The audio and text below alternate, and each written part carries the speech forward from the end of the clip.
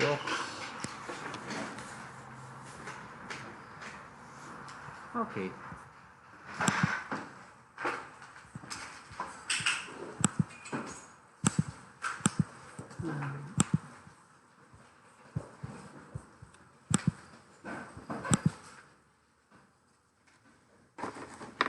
So if I remind to end the previous session, I ask you to do this one by yourself. Okay? I hope that you have tried. So I have a uniform on the interval 0, 1. And I want you to find the density of exponential of u. Okay?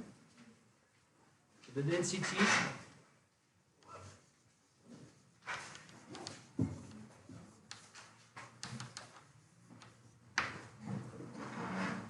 something that we have already done several times now. Okay? The idea is to use this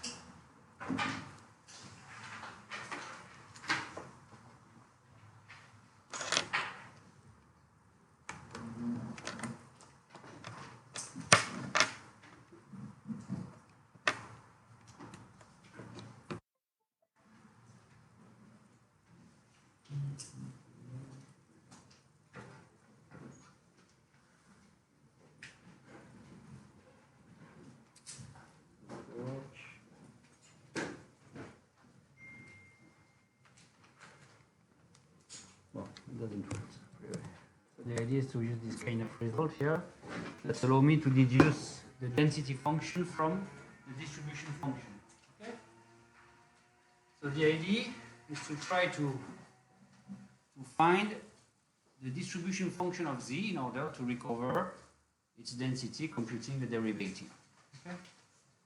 So if I am interested in the distribution function of z, by definition, the distribution function is the probability that z is less than small x, okay, that I have to find for any x. And here, my z is just the exponential of u, where u follows the uniform on the interval 0, 1. Okay?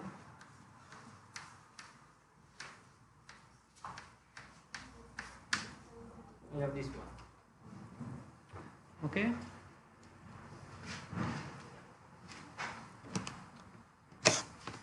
This won't work, it will be better.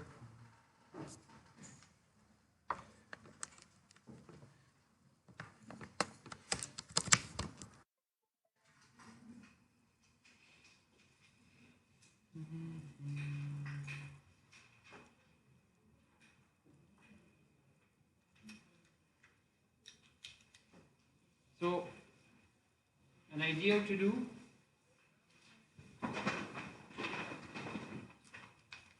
I said that there is one case that is obvious. Which one? One case where it is very simple to compute this probability. Where s is smaller than 0 Yeah. or equal to 0.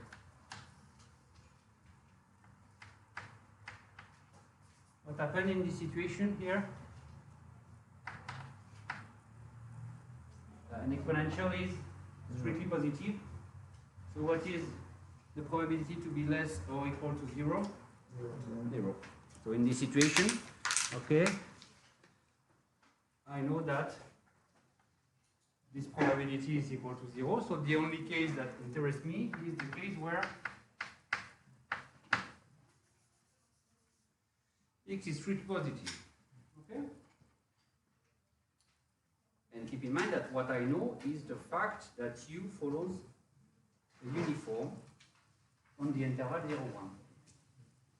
So the idea is that I know the distribution function of u, and I want to be able to use it in order to obtain this quantity here, that is the distribution function of z.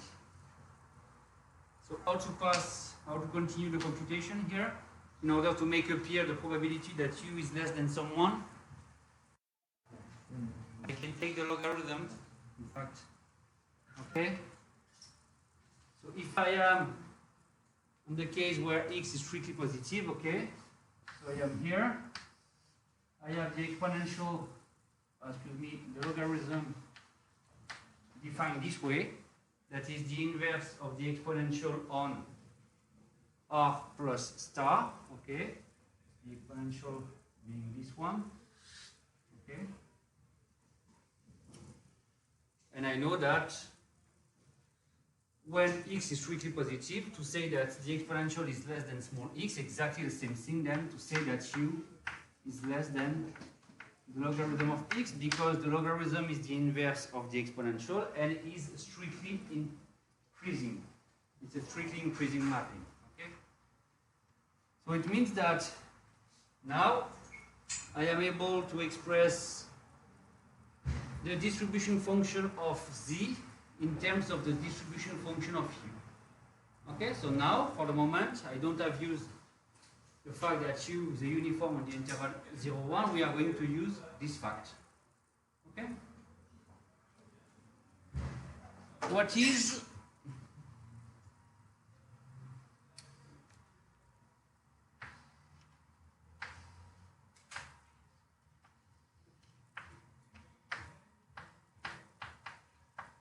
the distribution function of a uniform on the interval 0, 1? I can plot it.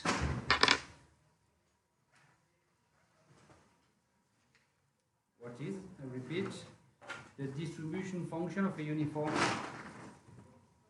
on the interval 0, 1?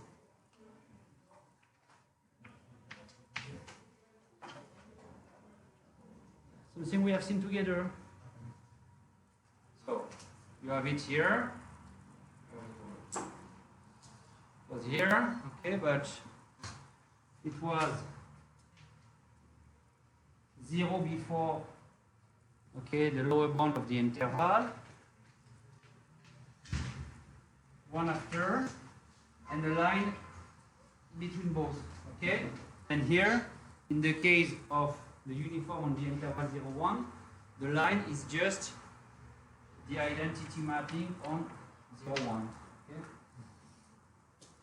And you take the formula you have in blue on the slide, okay, with b equal to 1 and a equal to 0, and you obtain exactly this one. So in fact, so I know this one, and here I will have several possibilities depending on the fact that the logarithm may be there, the logarithm may be there, or may be there. So I have 3 cases to consider, okay, in terms of position of the logarithm in order to be able to compute the distribution function of u at the point the logarithm of x. So I said that when the logarithm here fulfills this, 0. Okay, so 0 if the logarithm of x is negative. Okay? Because I am in this part here. Okay? Now, if the logarithm is between 0 and 1, okay, this is just equal to the logarithm itself.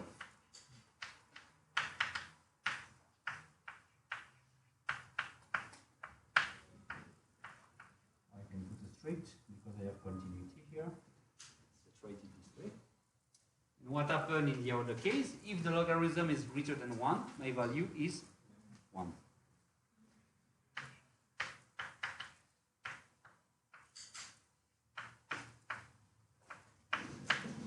Okay? And now the only thing I have to do, you see that my conditions here are in terms of logarithm of x, but we are going to express everything in terms of x itself. Okay? So, if I summarize what I have obtained here, I am interested in the distribution function of z at the point x. Okay, what is this condition here? When the logarithm is less than 0, that is this part of the curve. Okay, that is when x less than 1.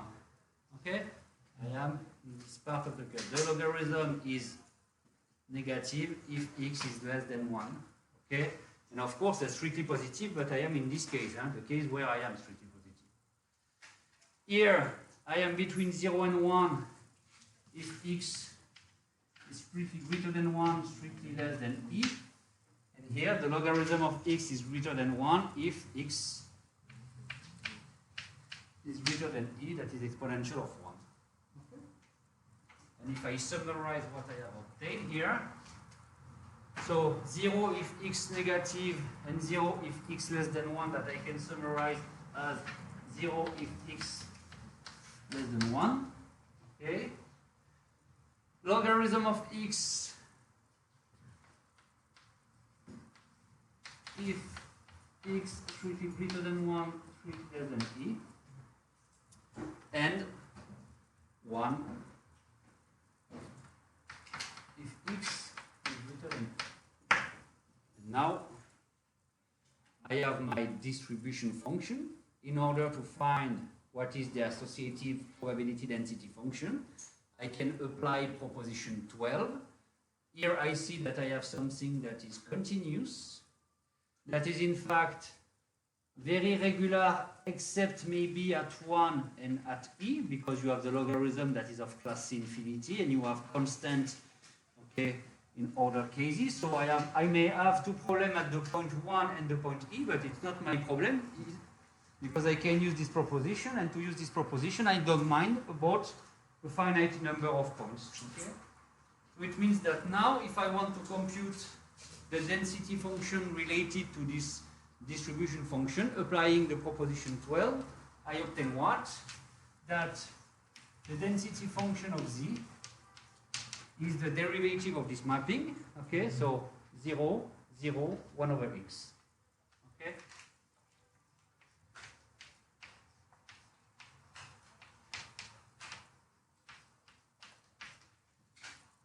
And we have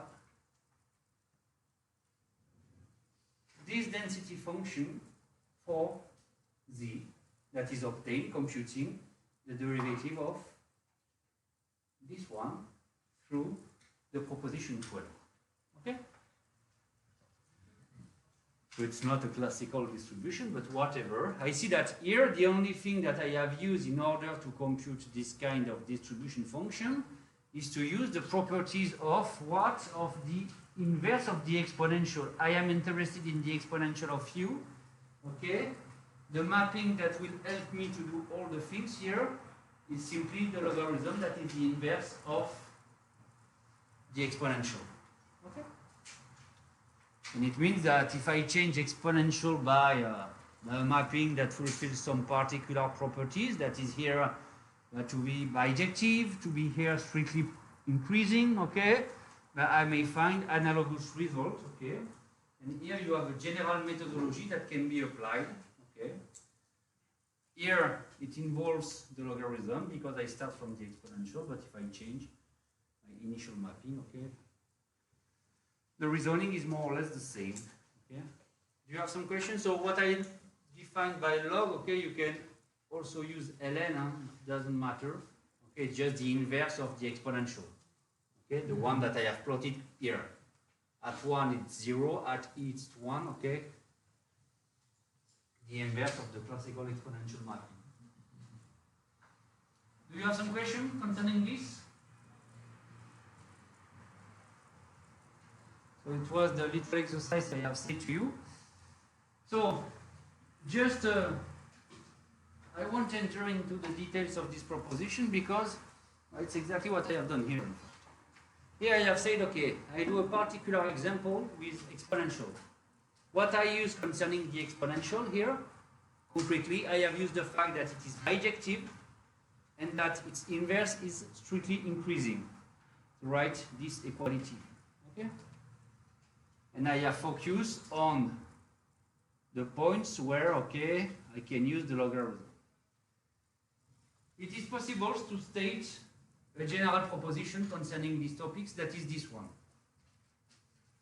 To me, and that's why I won't spend time on this proposition, I prefer you to be able to do this by yourself instead of learning stupidly this formula.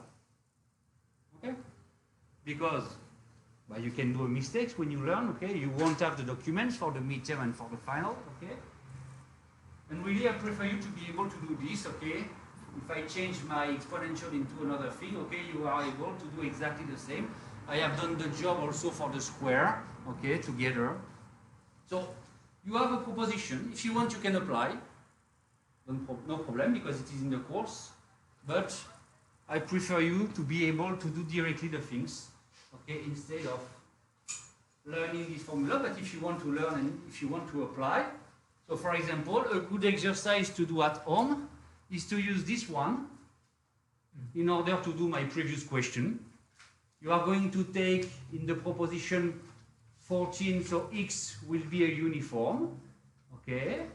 You will take for j the exponential, j minus 1 will be the logarithm, and you will do the job, and you will find that the density you obtain from this formula is exactly the one I have obtained this way.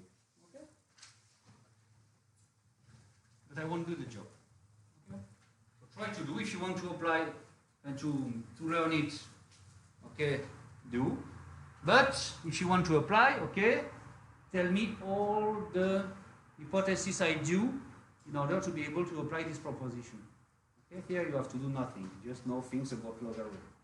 Okay, so if you want to apply this formula, check that all these statements are okay before to be able to do. Okay? And I repeat that a good exercise, if you want to handle this proposition 14, is to apply it in order to solve the previous proposition we have and the previous example we have seen together. Okay? I won't say more. Maybe just one little remark, and after I will start by doing exercise today. So we are going to start the list 5 of exercise. Just concerning the independence, in fact. So may I erase what I have written on the blackboard? It's okay?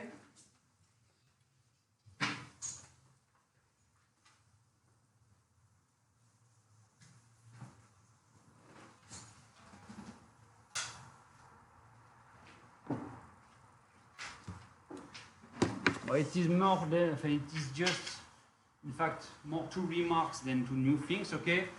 So, I just remind you what we have already done together. So, if I have two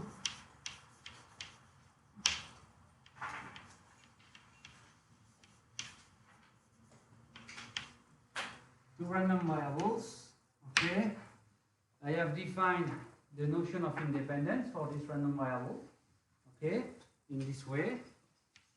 X and y are independent if and only if the probability that x belongs to A intersected y belongs to B is equal to the product of the associated probabilities,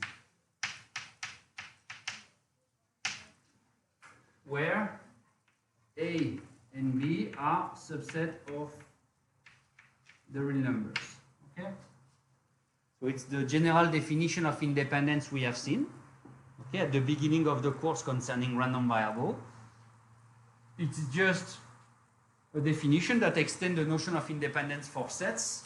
So if I want to use words, I can say that 2 random variables will be independent if all the associated pre-images are independent in the sense of sets. That is, the probability of the intersection is equal to the product of the probabilities. Okay?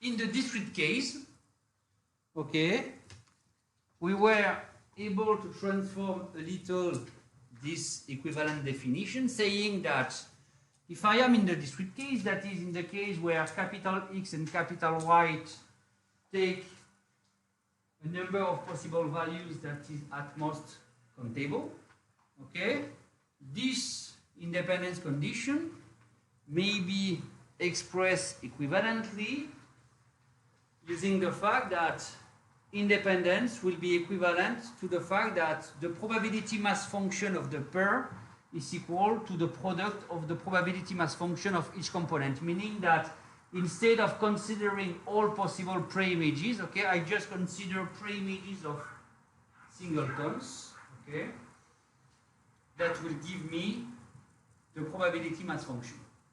So it's something that we have already seen together, okay. You don't seem to be okay with this, okay. So it was this one maybe, okay. Discrete random variables. Tac, tac, tac, tac. No, before. Here. Okay.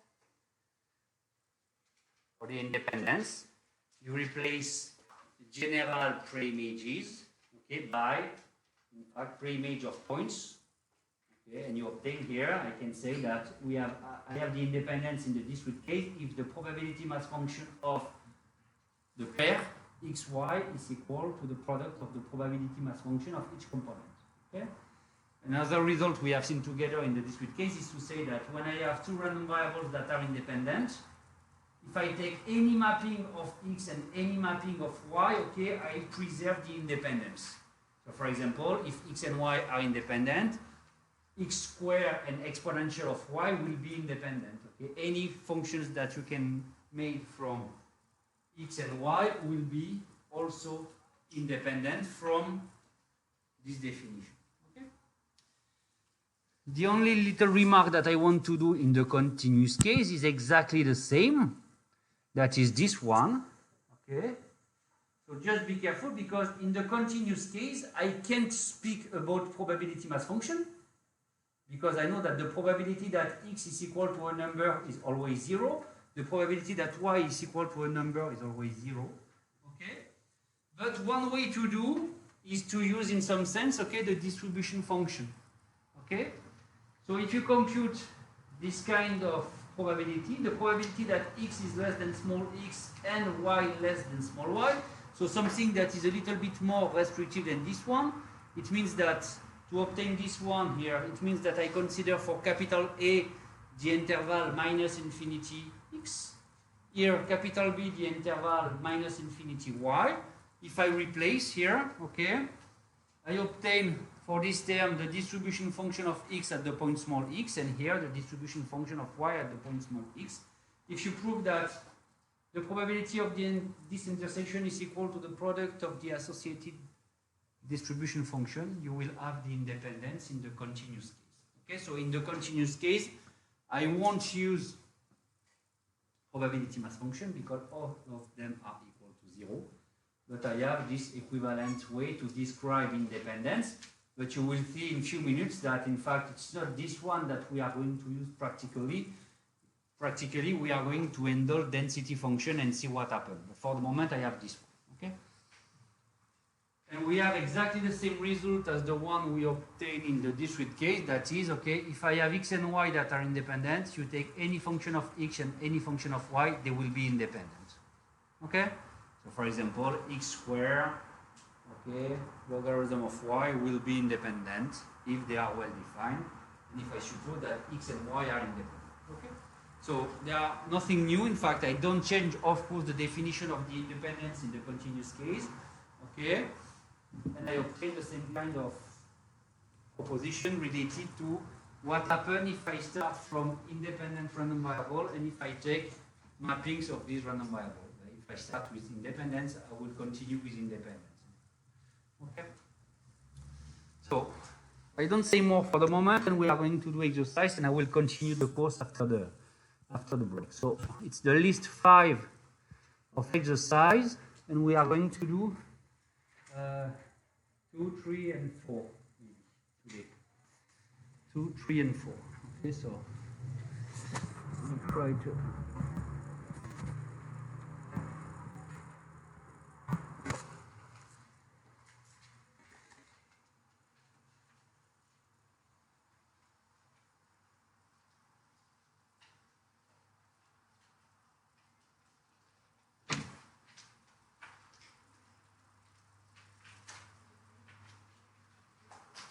Two, three, 4.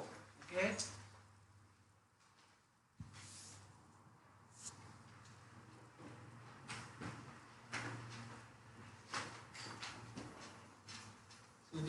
exercise 2 is a result that we have obtained.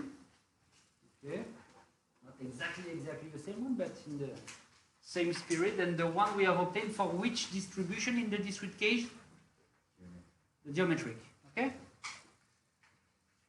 And I have said to you that I can deduce from this one that the geometric is something that is memoryless, in particular something that can be used in order to model the lifetime of someone or the lifetime of a car, okay, because it's a kind of memoryless property that is defined through this equality.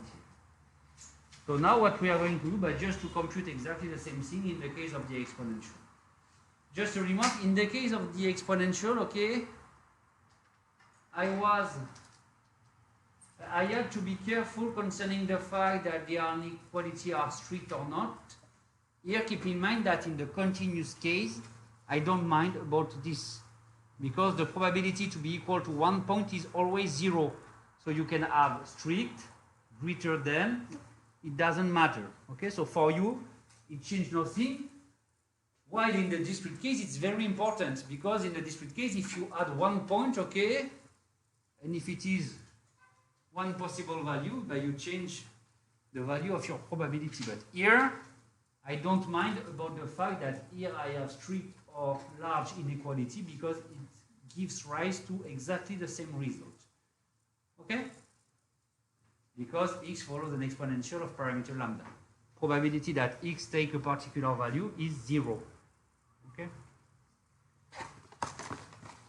Okay, so if you have understood what I have done in the case of the geometric, it's exactly the same here. So I consider that x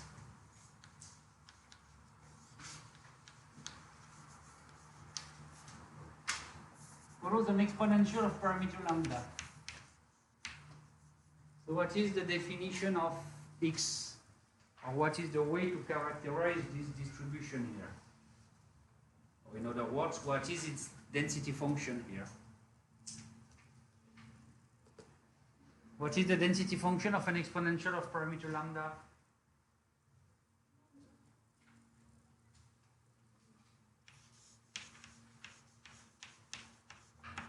So I have lambda exponential minus lambda x, and I don't have to forget that this is the case when x is positive. Okay, so I have an indicator function here. Indicator function x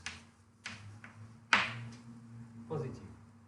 This is the density function of an exponential of parameter lambda. It don't seem to be okay. Like this. That's what we have seen together.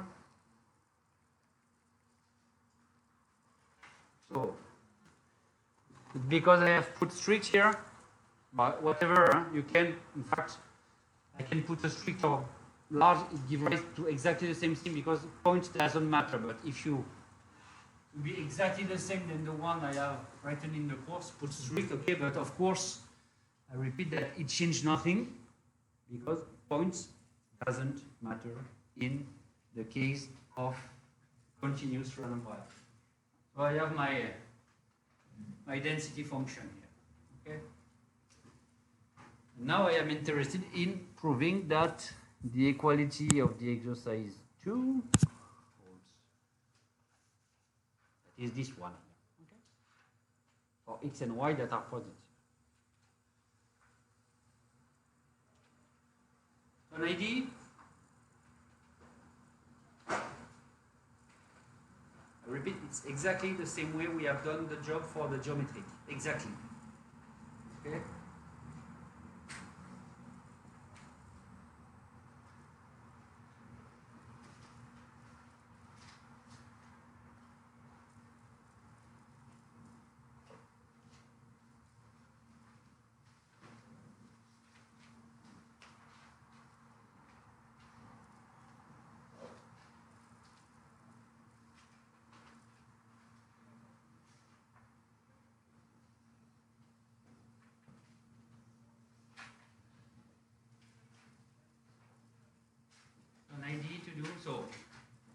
it's not necessary to have a look on what I have done in the case of the geometry. Just have a look on what you want to do. You want to prove that you have a conditional probability that is equal to this one. Okay? So what is the first thing you can use? You have a conditional probability to compute. I come back to the definition of the conditional probability. Okay? Bias formula. I don't have such a formula explicitly in the course. Okay? But you have just the definition of conditional probability here. Probability of A given B. So if I am interested in the probability that X is strictly greater than X plus Y given X greater than X, it's what? The probability of the intersection. P of A given B is the probability of the intersection.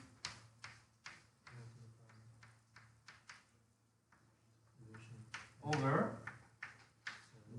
the probability that X is greater than small x. Okay? Definition of conditional probability. Probability of the intersection over the probability of. What happened for the numerator here? X and Y are positive, but whatever. X and Y are positive, so what can I say about this intersection here?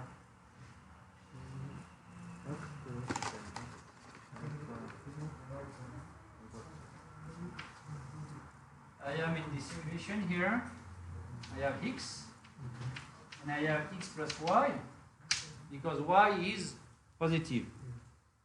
So they may be equal, but whatever, okay? They are always in this kind of order in the large sense. So it means that if I am greater than X plus Y, I am greater than X.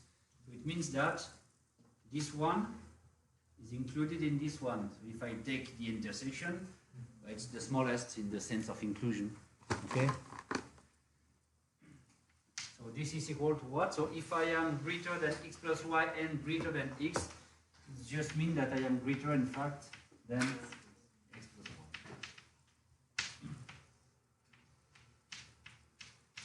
Okay. And I have handled what I have to handle, okay, and I see that if I want to compute this conditional probability, I have to compute this ratio and prove that this ratio is equal to this one here. Maybe, yes, there is a little misprint in the statement here. Where? Here. No, not plus one. I have just here. I need to find Y, I think, here. Okay? Be careful in the exercise 2 here. It's Y, but we are going to do the job and you are going to see what we obtain at the end, okay? And I see that here I will have the X that will disappear and I will obtain a Y here. Okay? Not an X. But let's see, okay? Imagine that you have a misprint, okay? We are going to try to compute. In any case, I see that I need to compute the probability that X is greater than some 1. And after I will see what I will obtain, okay? So it's exactly what we are going to do. For an exponential of parameter lambda, my job, if I want to obtain this one as this one or modification of this one, okay? I am interested in any case to the probability that X is greater than Z, okay, for Z that is strictly positive, okay, or greater than 0, whatever. So how to compute? I know that X is an exponential of parameter lambda. So how to compute this? From the density.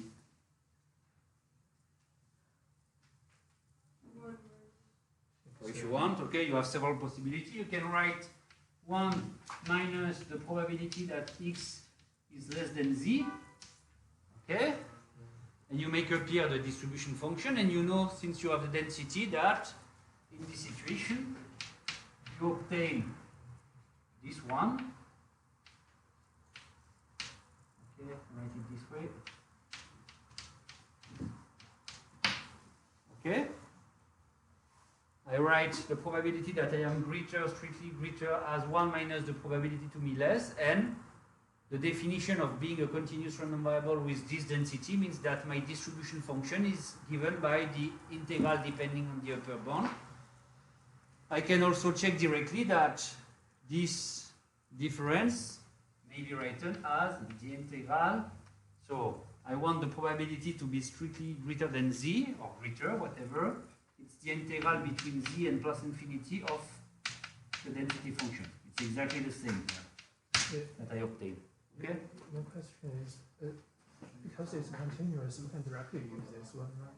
Because it is Continuous, so I use continuity, the fact. So I use continuity. I use here the fact that it has a density function. yeah, I mean, from the density function, we can directly get this one, right? Because it's from the positive infinite to the z, we can directly get from this.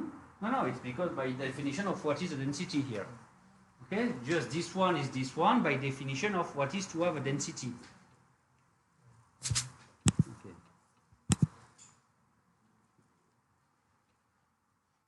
Oh, okay.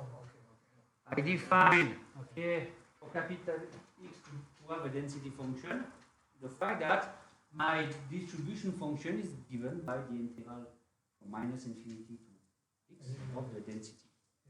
Exactly what I have written here. Okay. Of course, in the case of my exponential here, I will know that my density is 0 for x negative. Okay, so in fact my integral won't be an integral from minus infinity to z, but only from 0 to z, but I will see in the second step. Okay.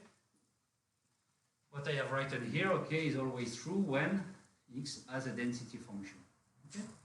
So keep in mind that you have the definition, and I have always show you that it's something that I have written not in the slides, but that I have written in the course, is the fact that if I want to express this kind of probability, it is just the integral between a and b of the density function, simply, using the shallow relation for integrals.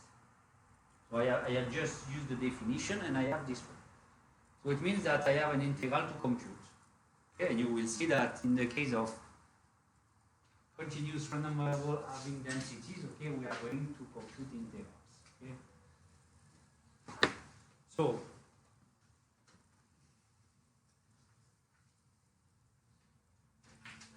what is this? For the moment, I need to use the fact that I have an exponential. Okay, my z is positive. Okay, so I have something here that is a subset of R plus. So on this subset, the density is given by lambda exponential minus lambda x, because I check the condition for the indicator function. So here, it's integral from z to plus infinity of lambda exponential minus lambda x dx. And here, implicitly, I use the fact that my z is positive. If z is not, I don't have such a thing. Okay. If z is negative, okay, I will have 0 instead of z here. Okay. And now to compute this, well, it's the easy case where I have a primitive for what I have inside. What is a primitive for this one? Minus exponential minus lambda x. Okay, so I have just to take the primitive, that is minus exponential minus lambda x. I have to take this primitive using the notation of my little document concerning integrals in the course between plus infinity and z here. So what is the limit of this one when x goes to plus infinity?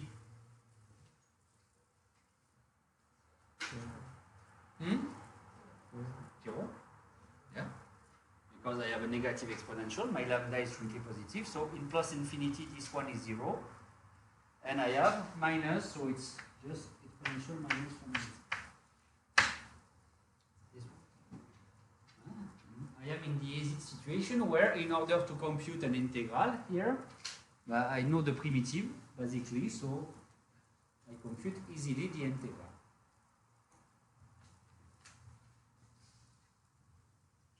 In the discrete case, I computed sums. In the case with density function, I will compute integrals. So I have this one, so I can plug now what I have obtained. The probability that x is strictly greater than x plus y over the probability that x is greater than x. I do the job. Exponential minus lambda x plus y over the exponential minus lambda x. I have simplification. That is just exponential minus lambda y. So if I come back to my statement, so yes, there is a little misprint, okay. Which one? The fact that this ratio here, this conditional probability, obtained to be equal to this red part here, is exponential minus lambda y. That is what? Exponential minus lambda y. That is just the probability that x is strictly greater than y. Okay, so in the statement here, just replace my x here by y.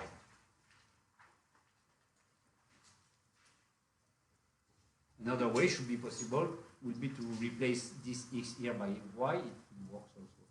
Let's do this. Okay? And I see that my exponential fulfills the same type of property as the one fulfilled by the geometric in the discrete case. That is, the probability to be greater than x plus y, knowing that I am greater than x, is just the probability that I am greater than y. Okay?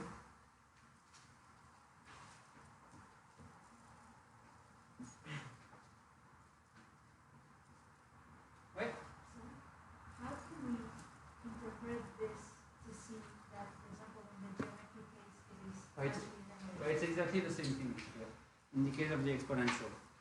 So it means that intuitively that we say this kind of property, the fact that the exponential is memoryless. Memoryless. And what is the meaning of this one? Just a little picture.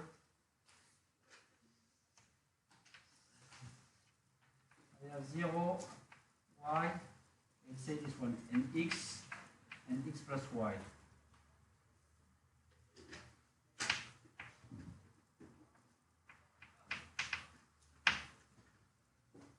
So the probability that I am greater than y is the probability to be greater than this number.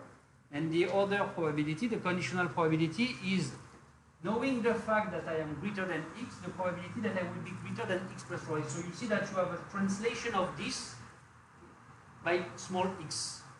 Okay? So imagine that if you consider that x is the number of miles you are able to drive your car. Okay, without any problems, technical problems. Okay, so let's take, I don't know, y equal 1,000 miles.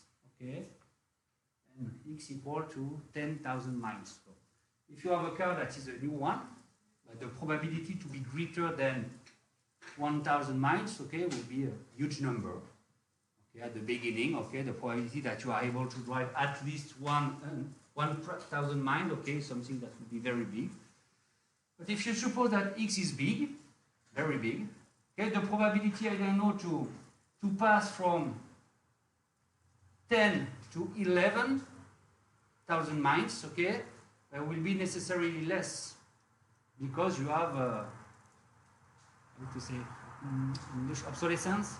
It works in there. Sense.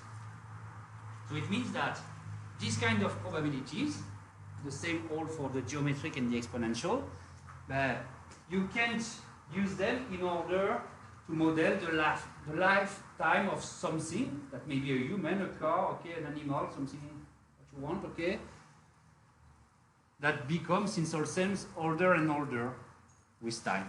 Okay, so it's this property that we call memoryless. Okay. have a question about this one. If, Yeah. if, if the probability, the p omega is always equal to 1,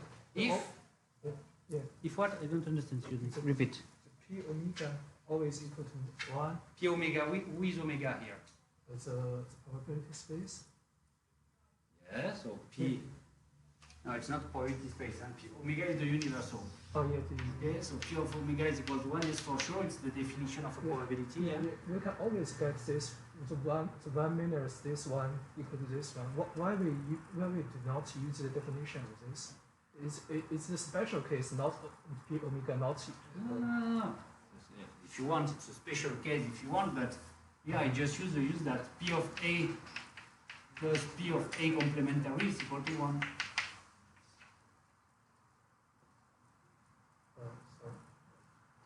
Yeah, I think that's it. Yeah, you have it for sure.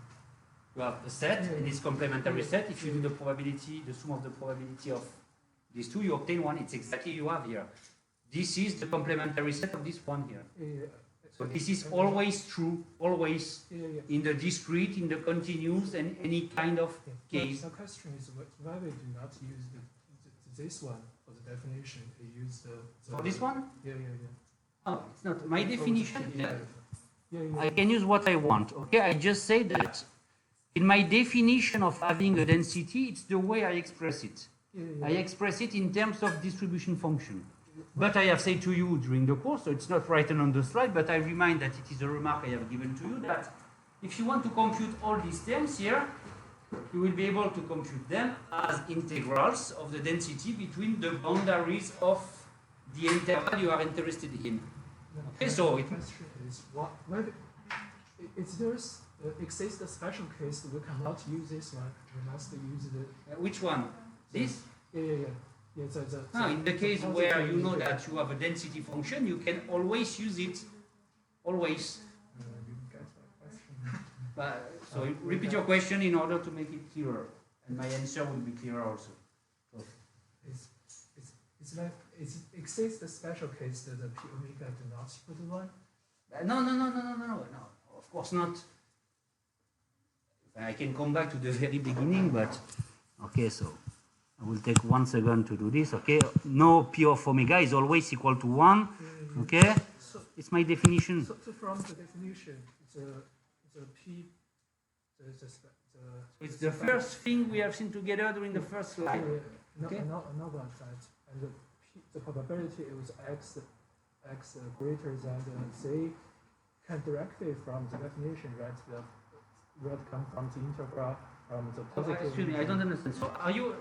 Your question is concerning this one? No. This one or this one? Yeah.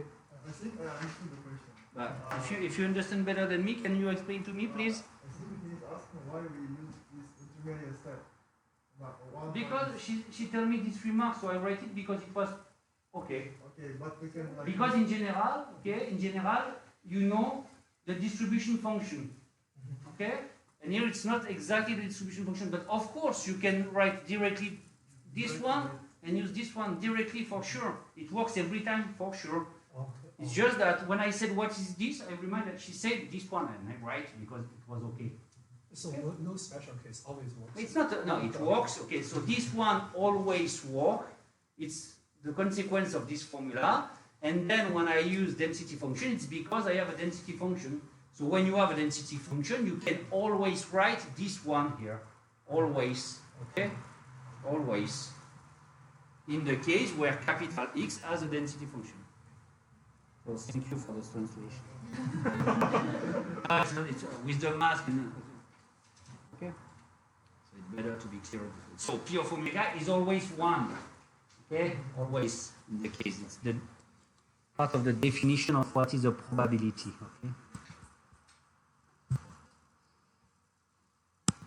Okay, so I have done the job. Okay?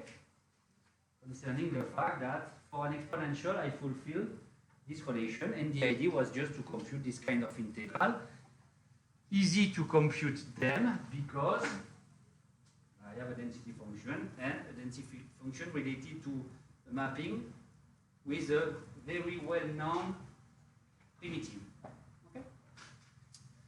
Okay, exercise 3, again a misprint. It's the list of exercise with the misprints here.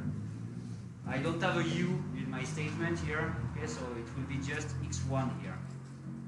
Okay, it's a uniform on the interval 0, 1, but I don't have a U in my statement, so just call it x1, this one. Okay. So I consider x1, xn that are, so IID, what is the meaning of this one? Independent and identically distributed. So they are independent random variables with the same distribution, the distribution of all of them being a uniform on the interval 0, 1. Okay? So you have here n independent uniform on the interval 0, 1. Okay? Let y and z be the minimum, all of them, and the max.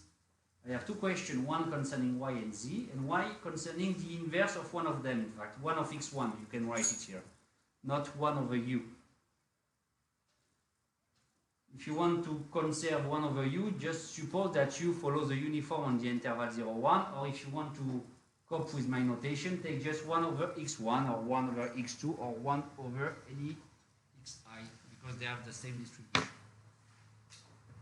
So if you have understood, okay, the first question here is typically what I have done, exactly the same thing that I have done in the case of exponential of the square. Okay, you have just not new transform of capital U or capital X. So may I erase this? Okay.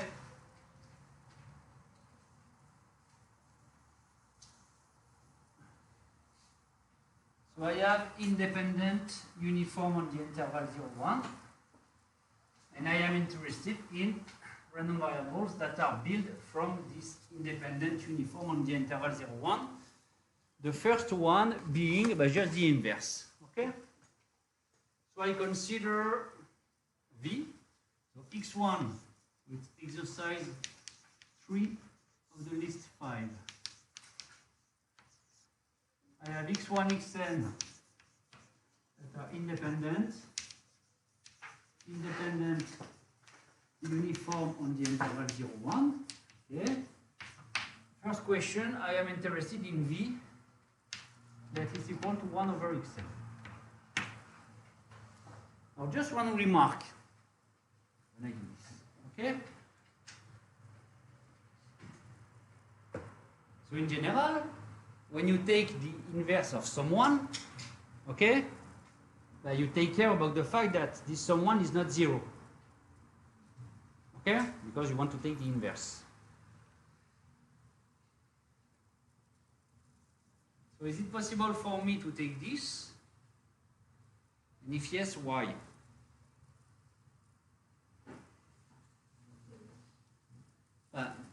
X1 can be equal to 0. Actually, it's possible for capital X1 to be equal to 0, but I know that. What is the probability that x1 is equal to 0? 0. It's 0. So from the point of view of probabilities, I don't mind. This case doesn't exist for me because the probability to occur is 0. Okay, so when you do probability, you don't mind about events or set with probability equal to 0. It's like they doesn't exist for you. Okay, so it means that here I take the inverse. Why I have the right to take the inverse? Because I know that the probability that I am, that my denominator is equal to 0 is 0, so it doesn't exist from the point of view of probabilities. Okay? It was just a remark concerning the fact that V is well defined here. Okay? V is well defined.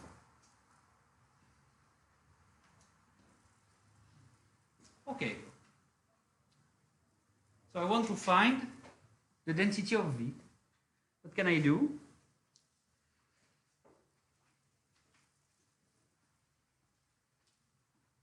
What can I do?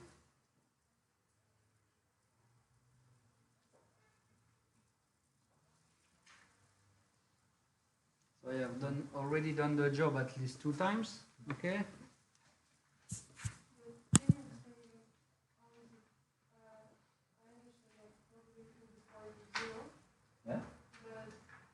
I have already spent, okay, at least 10 minutes in the previous session explaining this. So, I just repeat one thing, that is, for continuous random variable, the probability that I take one particular value is 0. Yeah, I didn't finish. The question is, why didn't you apply it well defined? Well defined. Huh? In this case here, Yeah. I just say that in general, when you have a ratio, you have to be careful concerning the fact that you don't want to divide by 0. Okay? I just said it, that the probability that my denominator is 0 is 0. I don't mind.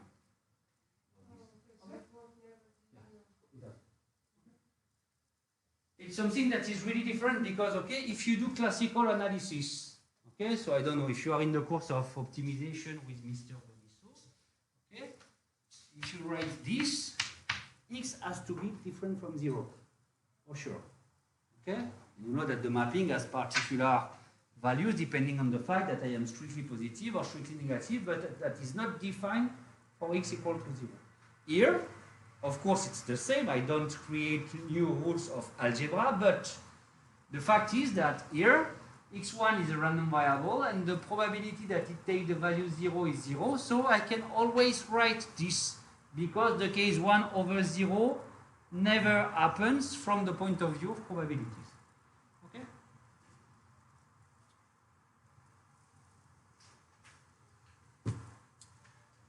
So, I want V.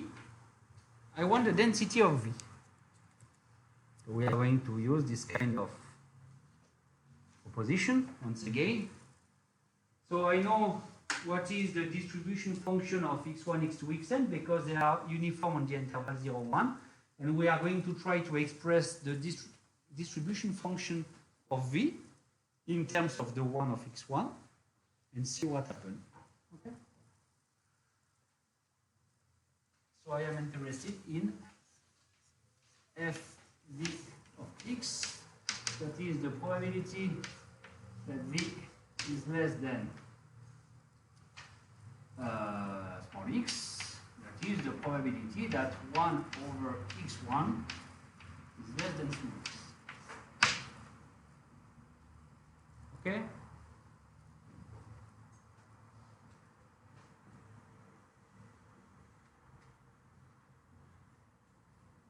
And you, as you have understood, okay, we are going to take into account the cases where I am able to say directly that the probability is 0 or 1.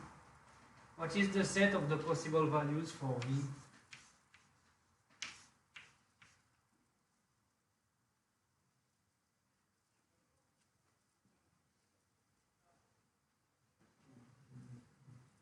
So x1 is a uniform on the interval 0, 1. Means that it takes values in the interval 0, 1 with proba 1. If you do the inverse of a number between 0 and 1, you obtain something that is between. So V of omega is 1 plus infinity. The uniform take all the possible values in the interval 0, 1. The inverse will take all the possible values in. It's just from the fact that if I plot the mapping 1 over x, you obtain something like this. Okay? And with this one here, you have 1. Well, it's a very bad picture, but you have 1 and 1 here. Okay? So if you are between 0 and 1, you take all the values between 1 and plus infinity. Okay?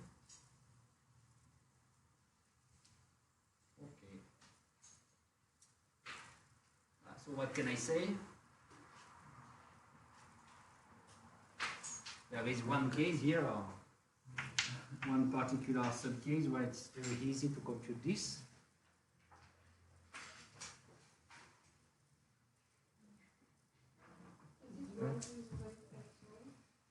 If I write,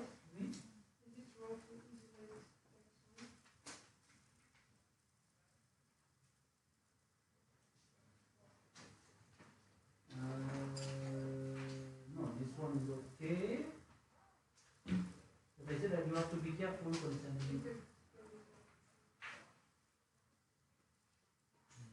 So this one, so be careful concerning this here. Okay? It's this inequality that may or you may have a problem. Yeah. If you don't consider cases. Because have a look. If I take the inverse mapping, okay?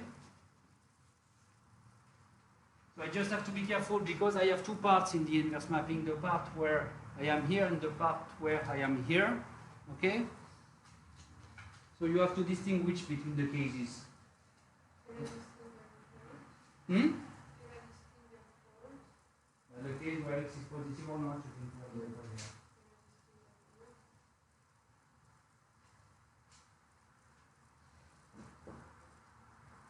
over there. I'll repeat. Or you have to say, it's not that you have to distinguish, but you have to say one thing, okay? If I have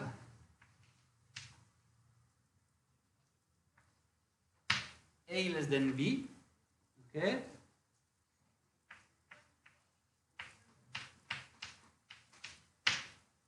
Are you okay with this?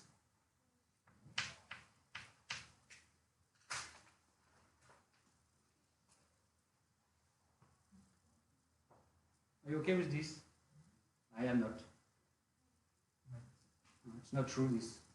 If I take, for example, A equal to -2 and B equal to 1, of course 1 is greater than -2, but I have here 1 that is not less than -1/2. So, just to say that you need both to have the same sign. So if you want to write correctly what you have written now on your paper, you have to suppose that x is positive also. So you have to consider two cases. The case where x is negative, 0, directly. The case where x is positive, you can use the inequality you write. So be careful, it's not always true here. It's true when I am on this part of the curve or this part. If you take 1 point here, 1 point here, it doesn't work. Okay?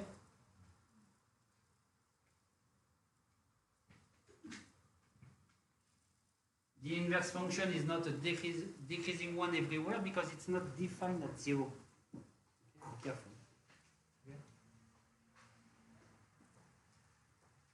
Be careful. Okay. But now, okay, since I have remarked this, I can say that this one, when it is equal to 0, if x is equal to 1, okay? Because I know that 1 over x1 take values in 1 plus infinity, so the probability that to be less than minimal value it can take is 0. And now, okay, now I am in the case where x is always positive, okay? Now I can use the fact that the probability of this, I can use the fact that a less than b is equivalent to 1 over a greater than 1 over b, because I am in this part of the curve here, okay?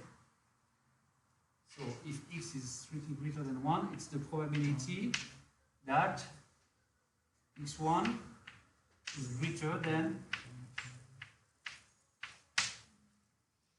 1 over x. Okay?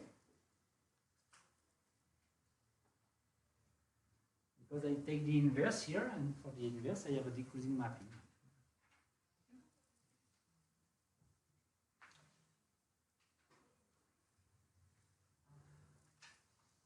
It remains to compute this.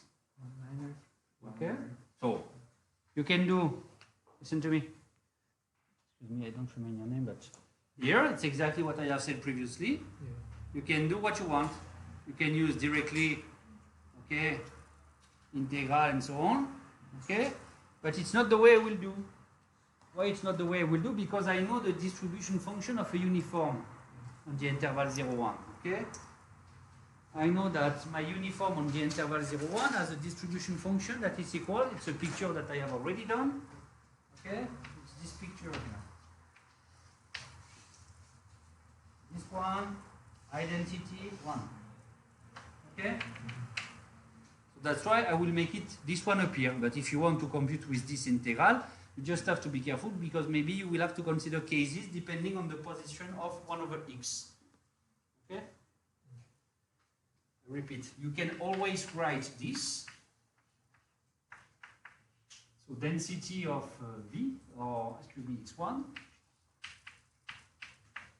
you can always write this one, but be careful because depending on the value of u, I have particular value for the density. The density is 0 if u doesn't belong to the interval 0, 1, and it's equal to 1 otherwise. So be careful. This one, you can always write it. If you want to develop, be careful. So that's why I will do directly the job, okay? So I don't write this, but you can do, and you obtain, of course, the same result here. I just write 1 minus the probability that x1 is less than 1 over x, and use the fact that I know the distribution function of x1, that is this one. Okay? So I am in this case, the case where x is greater than 1, and I am interested in the probability that x1 is less than 1 over x. Okay, and x is greater than 1. So where I am here,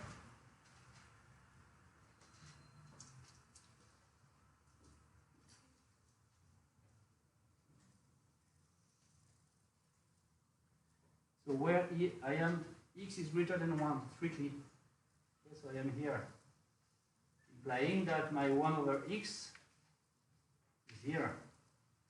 Okay? So I am in this part of the curve. I am between 0 and 1. If x is strictly greater than 1, 1 over x is between 0 and 1. That is the case where the distribution function of my uniform is equal to the identity. Okay?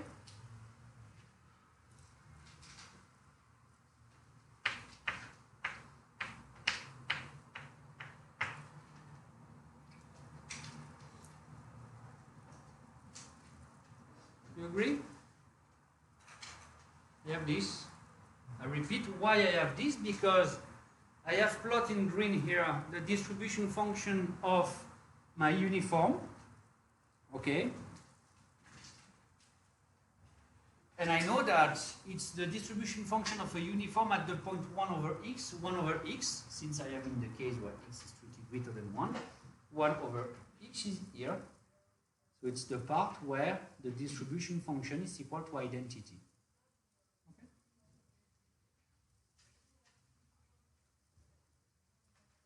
Okay? Okay?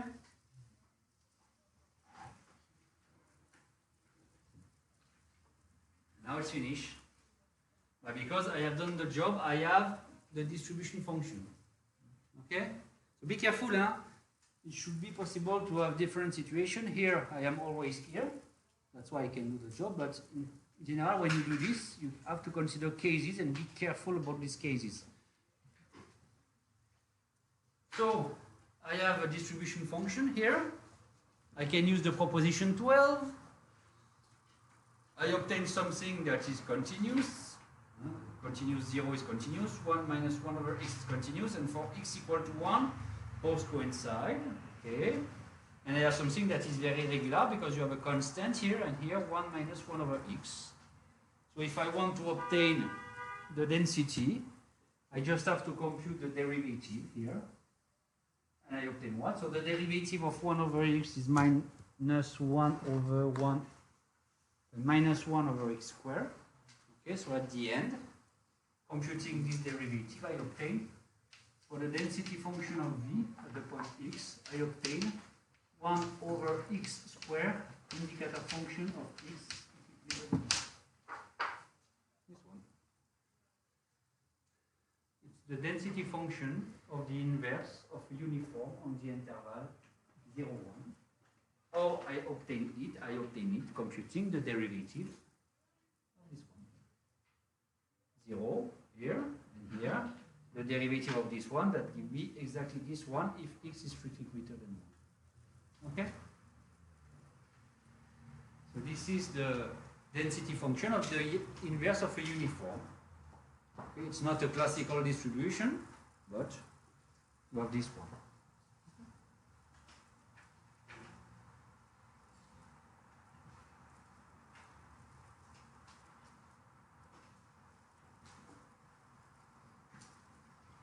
And then here I keep in mind that this one is due to the fact that if x is strictly greater than 1, 1 over x is here.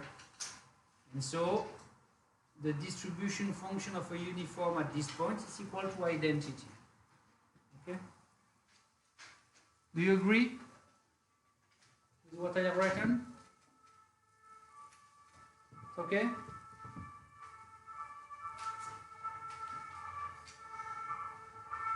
So I have the density of the inverse of, so once again, if you want, it's a result that I don't want to use, but you can use this one with my uniform. Okay, the proposition 14, I have said to you that I don't want you to learn, but if you want to learn it, absolutely, you can use, okay, this result with x that follow a uniform on the interval 0, 1, and for j you take the inverse, and you can apply this formula, and you will see that you will obtain exactly the same thing here. Okay? Whatever. So,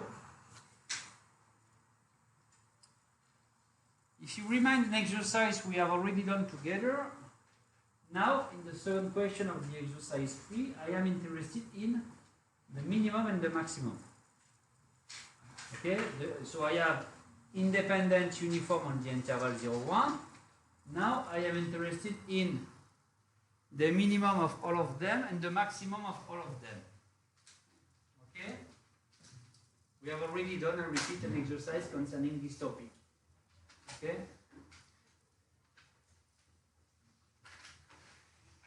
In the discrete case.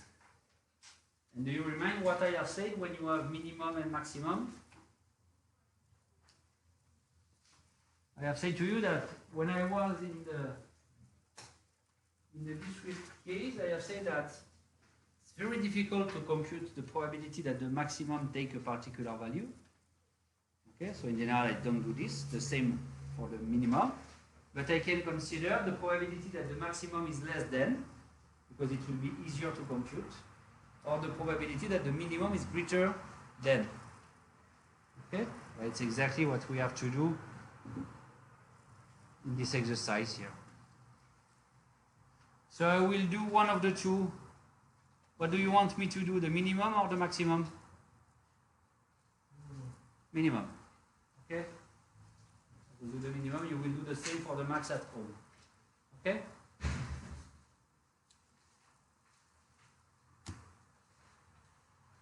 So, may I erase the board? Erase. So I am interested in y that is the minimum of n independent uniform on the interval 0, 1, and we are going to be able to find what is the density of this one. So y is the minimum x1, x10. So a priori, if I want to find the density function, the methodology I will use is always the same. That is, okay, this one. I try to find the distribution function and then compute the derivative of the distribution function in order to find its density. Okay? So let's have a look on the distribution function of y.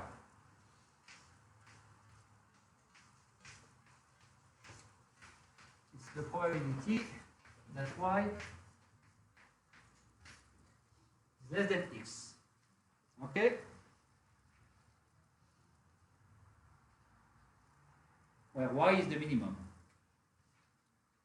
In general, I don't like to compute this kind of figures. Minimum less than someone, a lot of cases to consider. Okay, because to say the minimum less than 1 means that at least 1 is less. I don't know how to continue with at least. But I can say the following. It's 1 minus the probability that y is greater. Okay? And now I am happy because minimum strictly greater than x, they are all strictly greater than x, something that is equivalent. The minimum strictly greater than a number means that they are all strictly greater than this number, something that is equivalent. Okay? 1 minus the probability that the mean strictly greater. Repeat that. To say that the mean is strictly greater means that they are all. So I have the probability of an intersection.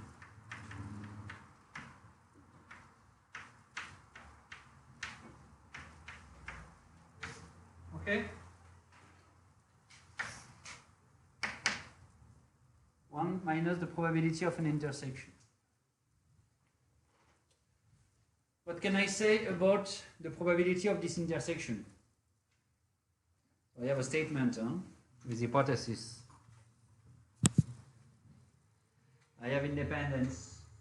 They are independent. And the fact that they are independent means that the probability of the intersection will be the product of the probabilities. Okay? I have independence about all these random variables. They are independent. So I obtain 1 minus the product from I equal to 1 to n of the probability that xi strictly greater than x. By independence, I use independence here. Okay? So I have used the independence. I can use the fact that they have the same distribution. They have the same distribution. All of them are uniform, but they have the same. So it means that all these probabilities are equal. Okay? All these proba are equal. So I can write this as 1 minus the probability that x1 is strictly greater than x to the power n. I can write it this way because all these terms are equal to the probability that x1 is strictly greater than x. And now, the idea is to use the fact that I know x1 follows a uniform on the interval 0, 1. So, I don't know exactly what is this one, but I know the distribution function. Okay? So I write it again.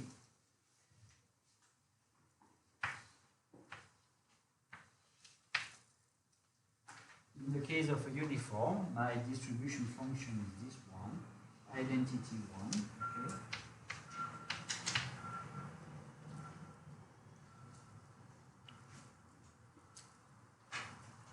So I can try to express directly this one or try to express it using the distribution function. Okay, so I can write it this way, 1 minus the probability that x1 is less than small x to the power n. And I have to consider cases. How many cases? 3. Here, here, or here. What are these cases? Okay, the case where x is negative, the case where x is between 0 and 1, and the case where x is greater than 1. So if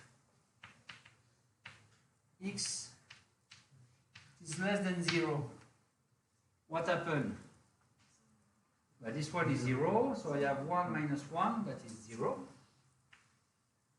If x is greater than 1, I have here 1, so 1 minus 1, 0, so 1.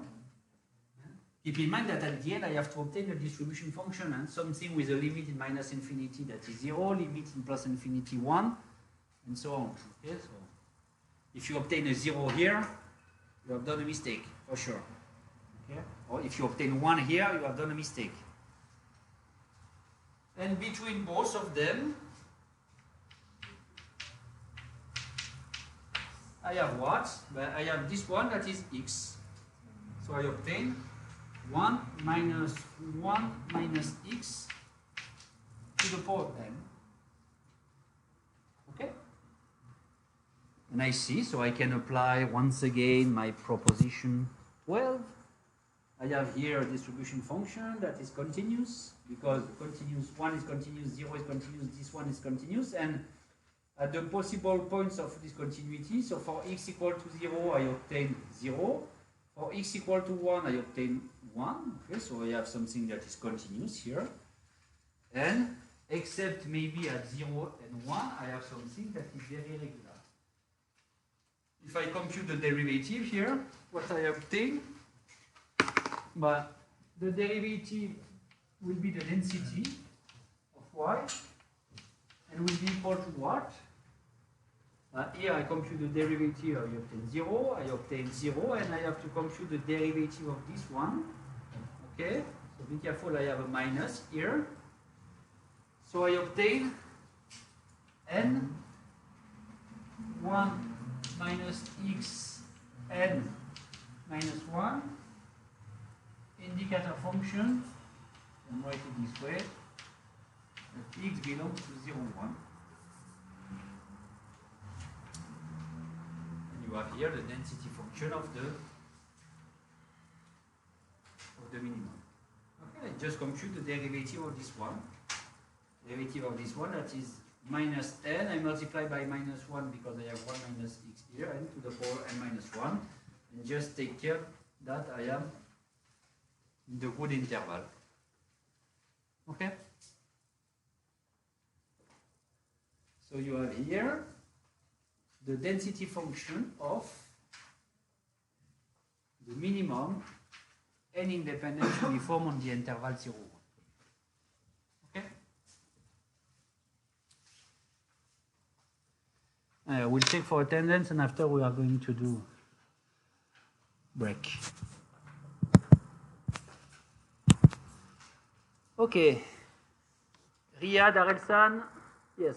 Anna, no. Philippe, Bozik, no. Anna Renata, okay. Yuning, okay. Marco, Chengzhang, Eldar, no? No. As usual. Xiaoyi, okay. James, yeah. Excuse me. Ferdinand, okay. Ying, Félix, Patrick, Claudia, Fasika Moulou, yes. An Vuong, okay. Ti Fuong, okay. Kirill, no. Naya, yes. Abhishek, no. Isabelle, she's ill. Send me an email. Don't worry, no COVID, just ill, okay. Because as usual. Bakbergen, okay. Nazari, Yushma, yes. Nasir Usman, okay.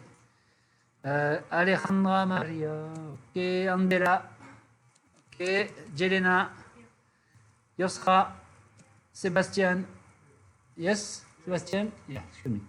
Jonathan, yeah. Alintak, okay. Yuchen, no. Kayan Céline, no. Yes, me. Zachary, okay. Gil, Nani, Abbas, no. Aisha Aslian, okay. Yueline, Eru, allez, as usual. Okay, so 10-minute break, okay.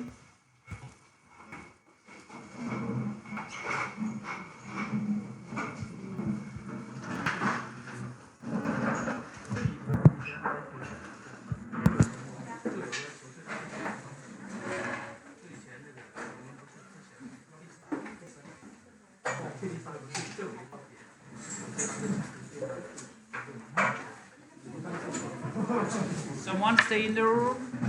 Yeah.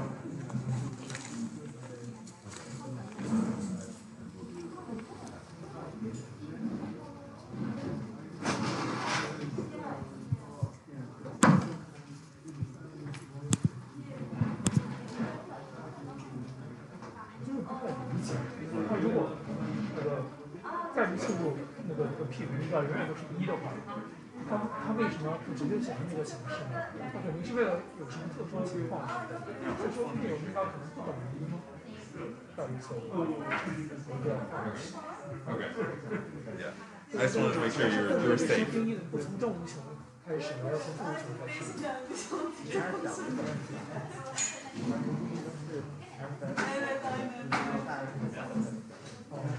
哦，你这个说法也可以，对，就是是。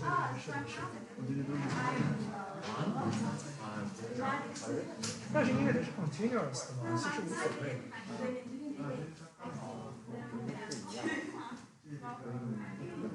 没有，我刚纠结半天，我以为它会有一个特殊情况，在测度论，如果已经测度的话，它不是那个 P 有1吧，实际上是概率测度是1嘛？如果它概率测度不是1嘛之类的情况，想想就好复杂。没到过。你在国内学过随机过程吗？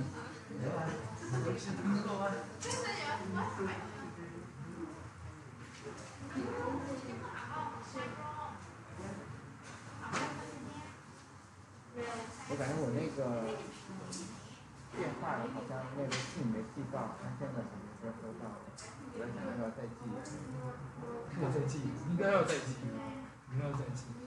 已经过了快2个星期了。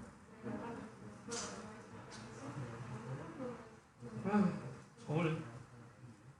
那你看了昨天他发的那个微观的吗？人家没课。你说那个什么，是期末考试那个？我看了，他第一道题、第2个叫 KKT， 你没看吗？我就看了。他第一道题、第2个叫 KKT， 其他都很简单。就是那个。对，就直接上 KKT， 然后第3个同时我们还没学什么那个 decision under 什么 risk， 不要 under uncertainty。对。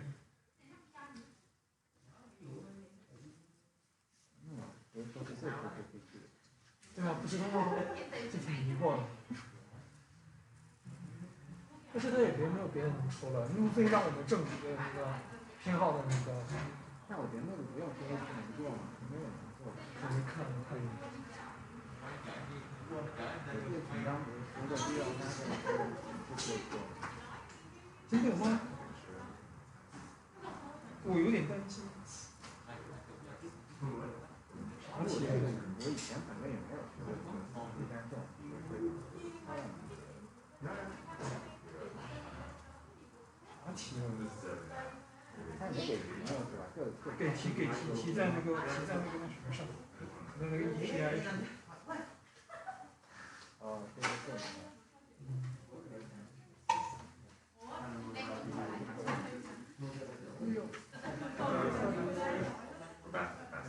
今天已经穿上秋裤了，因为昨天真的冻到我。对，别的上身没有。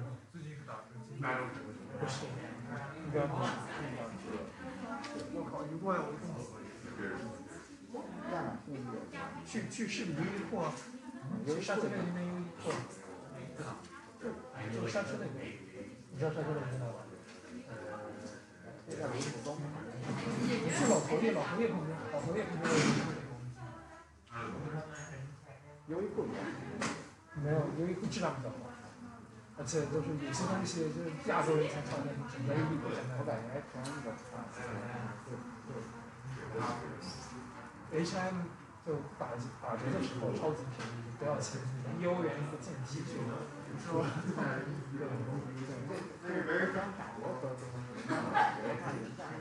对，就正常。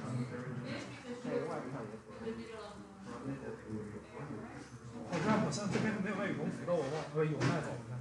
反正我上次去在优衣库买的。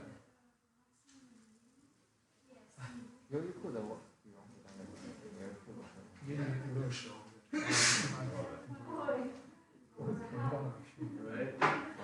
但优衣库质量比较好，比较耐操。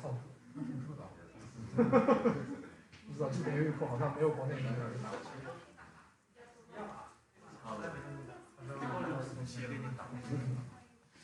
你把凳子带过来。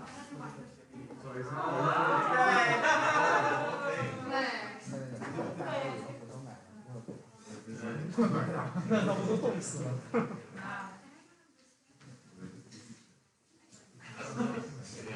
你们还没冻呢？哎，我这里不冷了，正常啊。别打，啊，你们衣服嘛，那就行。下个刚好。啊，这样的啊，你看这道题对吧？你知道 I 定是，I 定的就是 I， 你觉得26，但是这边是独立的，这边是独立，一定 I。这个是。存在感性慢前面是你看的后面的这个光线转化到是相同的，就是他们的都不含错，是相同的，他们是独立种啊，但它之间就是相互独立的，相互独立的它是独立。它什么意思呢？就是首先说独立，对，首先说独立，对吧？独立 SI 独立的，他们课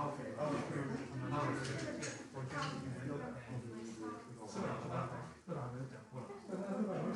对，你要看到我抄了，你看不用再写。课件两个变量独立的话呢，它就满足这条式它们的概率，对，它们的概率相乘。以前讲过了，这个是加。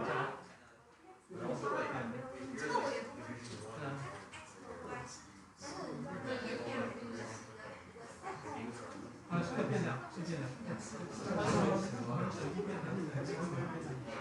这里很含糊的，他又想用预设来建模，对吧？又把它变成随机变量这样。我要是问他一个问题，我就很好奇，他不是说那个我看定义吗？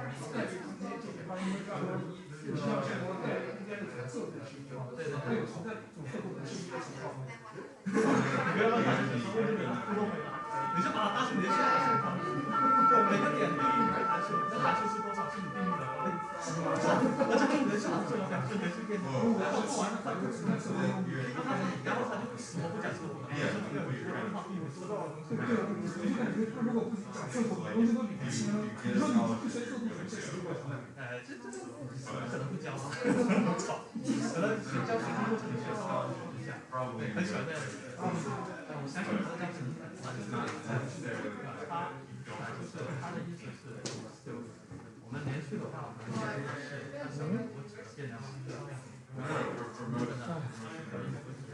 没关系，这中间是然后他们两个同时发生的，同时发生的干式的，其实如果他们是独立，第一种、第二种这样子。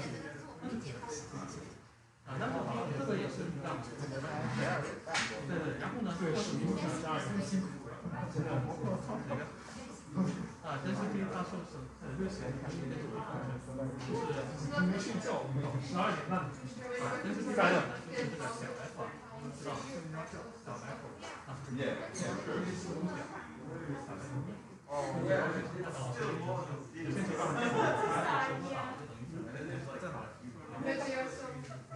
因为它是定义嘛，但是你做什么？这个就是单纯的这个就是它那个，我们看一下，在上面。好，首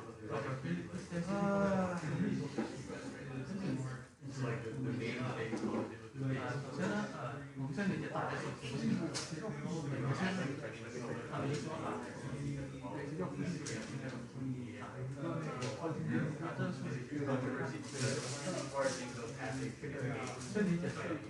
先理解这个，我们拿这个来理解。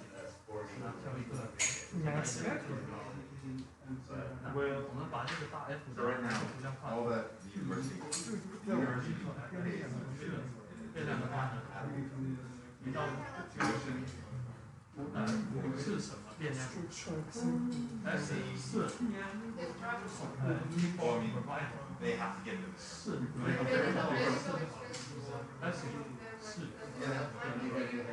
是 S 是零。我挑一个什么意思呢？这个呢，这个呢，看清楚，这个的意思这个先搞清楚这个意思。这个呢，其实是概率，就是概率，什么概率？我也很好奇，我们主要这样学校有其他它是用那个，没有什么概率，所谓的分点是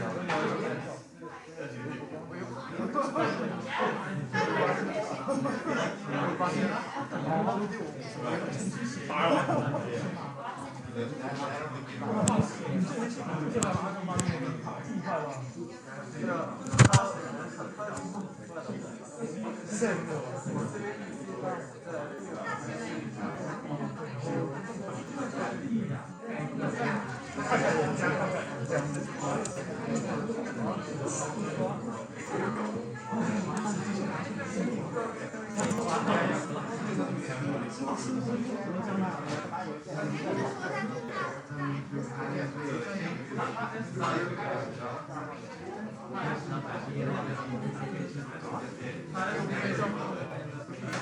let's continue, please.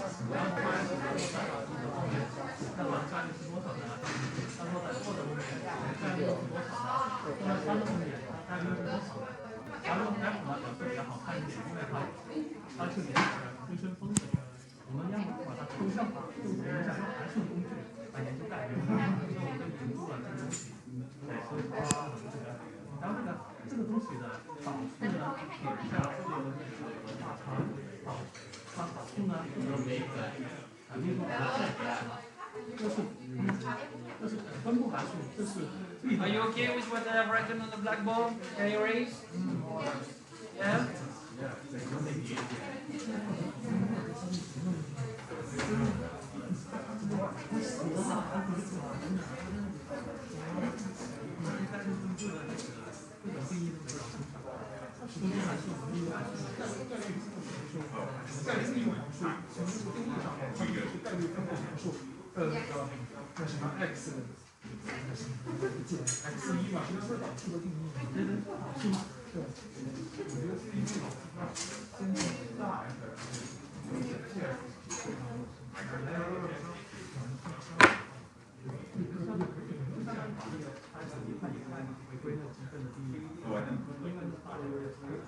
So we are going to do exercise 4 of the list 5, okay?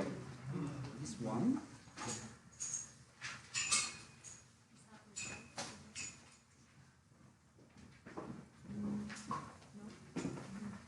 Okay.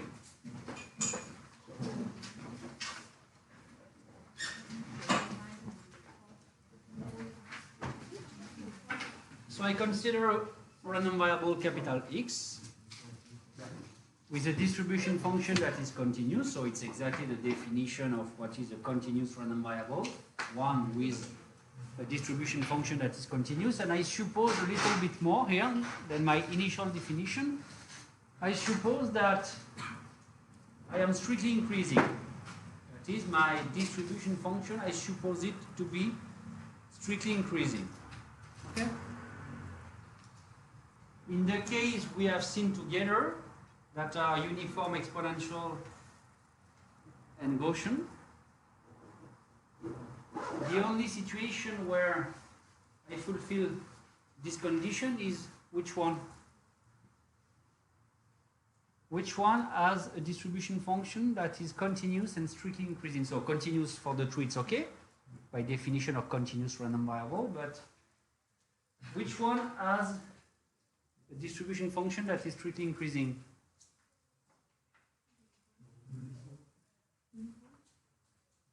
So if I plot uniform, okay, something that I have already done several times today, let's say the uniform on the interval 0, 1, I obtain, so for the uniform on the interval 0, 1, I have something like this. I am not strictly increasing. I am strictly increasing only in the interval 0, 1. Okay? For the exponential, I have more or less the same kind of thing, because for negative values I am 0, and then, okay, I have something that is strictly increasing. So the only case is the Gaussian one that fulfills this statement here. Okay? Because here you have the uniform on the interval 0, 1. If I plot, for example, the distribution function of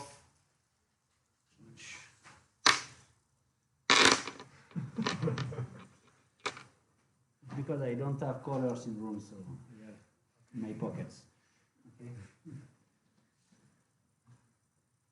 If I draw, well, it's not perfect, but something like this, okay? Something like this is the one of the exponential of parameter lambda. Okay. So here again, I am not strictly increasing because negative values are 0, all of them. Okay. And you have the Gaussian. So for the Gaussian, I have said to you that it's not possible for me to have a nice expression, but it's the integral of a density that is always strictly positive depending on the upper bound. So I obtain something that is strictly increasing every time. Okay? I'm not able to have it perfectly, but because I don't know a primitive of exponential minus x squared, let's say, but it will be one case where this result can work. Okay. So before to do the exercise, I just want to show you what are the consequences for f of x if it is continuous and strictly increasing. So when you do analysis, so forget the probability for 1 second here. If you are in a mapping from R into R that is continuous and strictly increasing, what can you say about this mapping?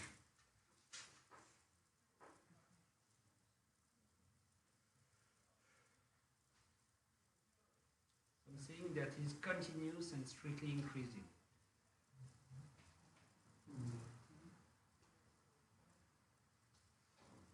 It has one nice property.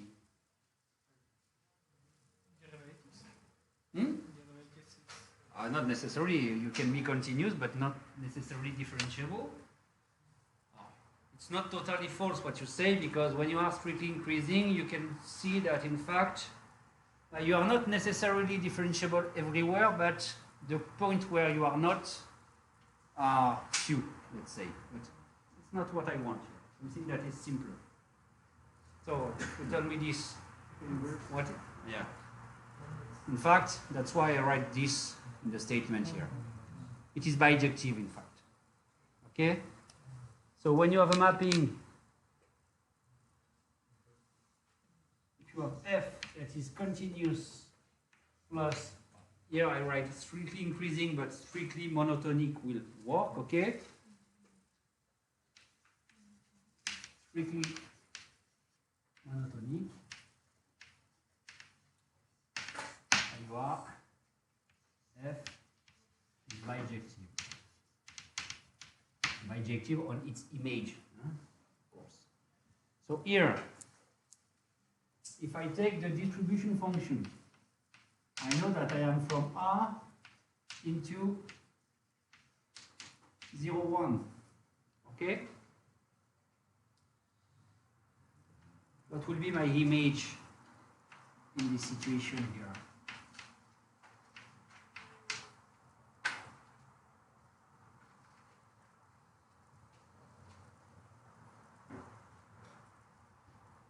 The image of f of capital X. So it's a distribution function, so it has some properties, okay? I know the limit in minus infinity, that is 0, the limit in plus infinity, that is 1, okay? And I am strictly increasing, so it means that I never take the value 0 or 1, because I am strictly increasing. If I take one time the value 0, it means that before I am 0. If I take the value 1, it means that after I am 1. And it's not what I want because I am strictly increasing. So it means that I never take the value 0 and 1. There are limits, real limits, okay? So if I want to plot something, okay, I can do this picture. You will have, for example, something like this. Okay? Something, that picture, okay, but you understand what I mean, okay?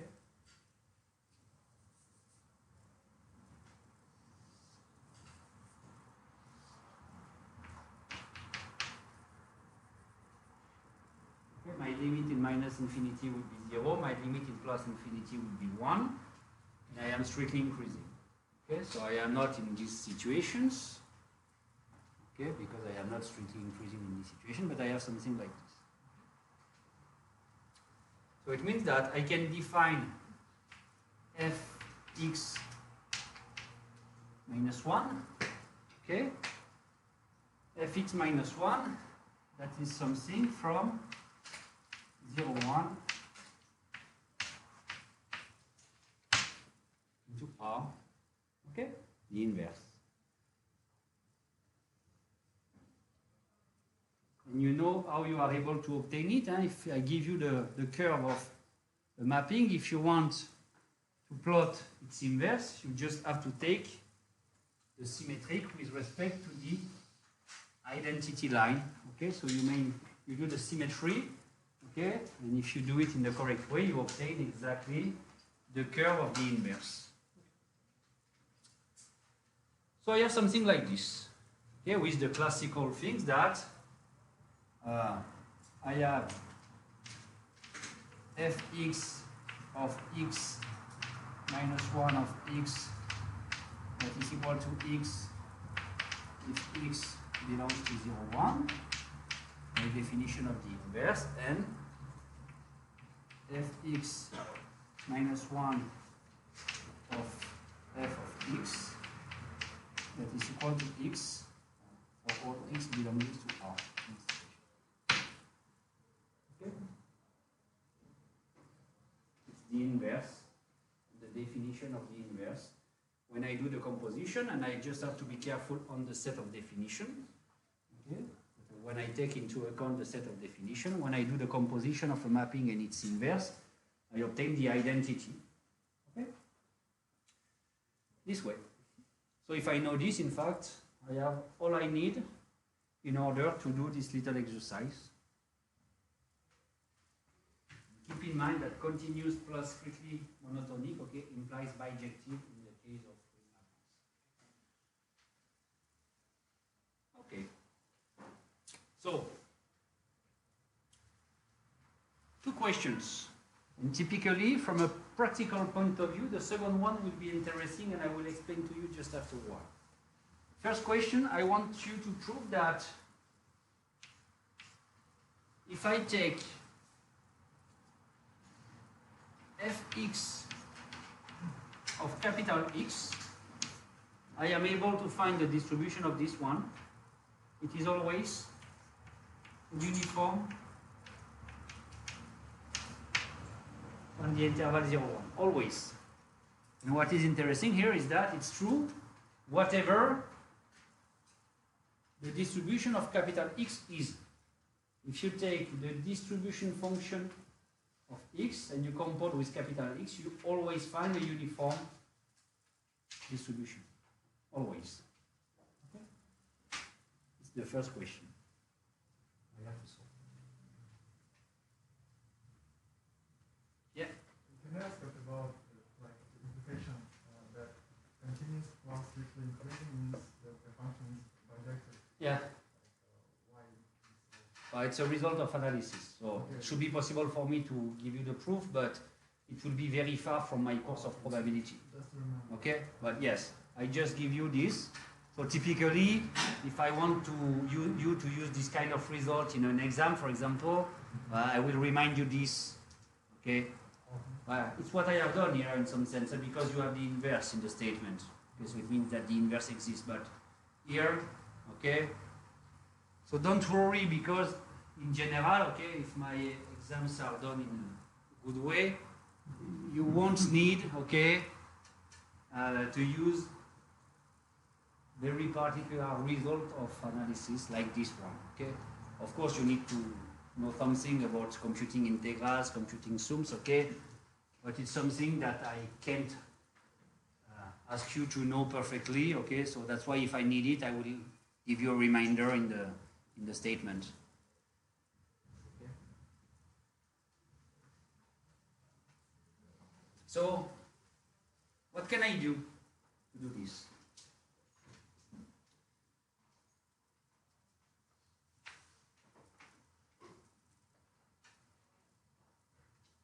What can I do?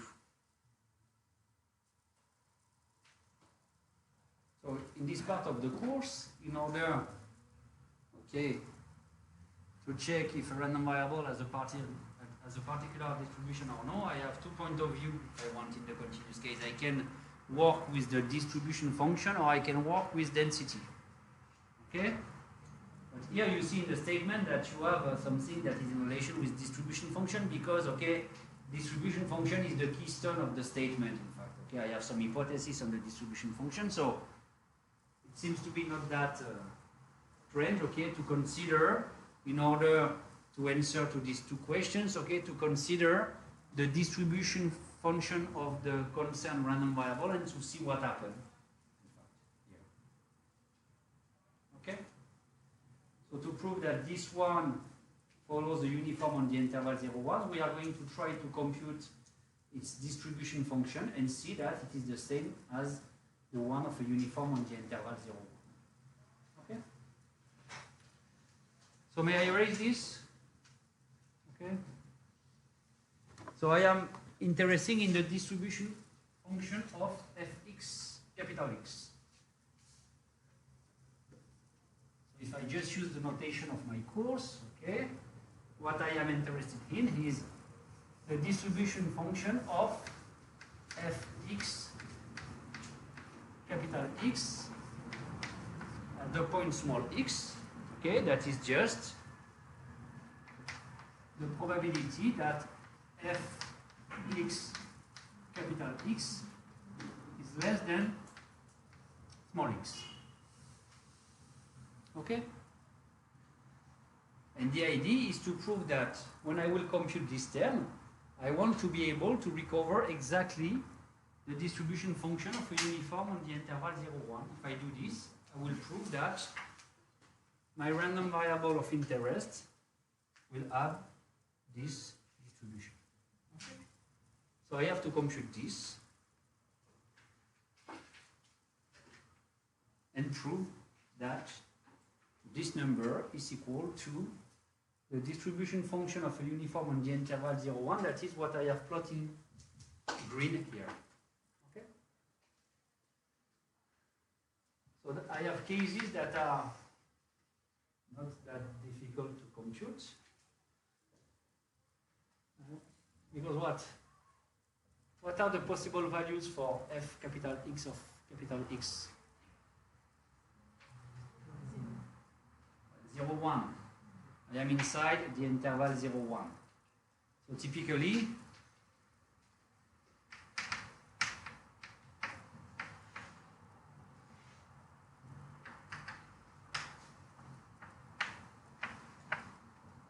I know what happened. What is this probability in this case? What is the probability in this case? Okay. So, what interests me is the case where I am between these two values. Okay? When I am between these two values.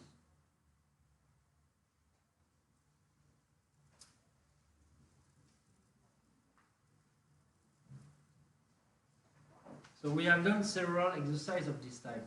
Typically, I have done the job with exponential of capital X, let's say, and we have used what we have used in order to do the job. We have used the inverse of the exponential, that was the logarithm. Okay, it's exactly what we are going to do here. Okay, because what I know that fx is continuous and strictly increasing, so it is bijective. Bijective from R into 0, 1. Okay? So it has an inverse, that is fx minus 1. What can you say about the monotony of fx minus 1? If you have, in other words, if you have a mapping that is increasing and bijective, what can you say about its inverse?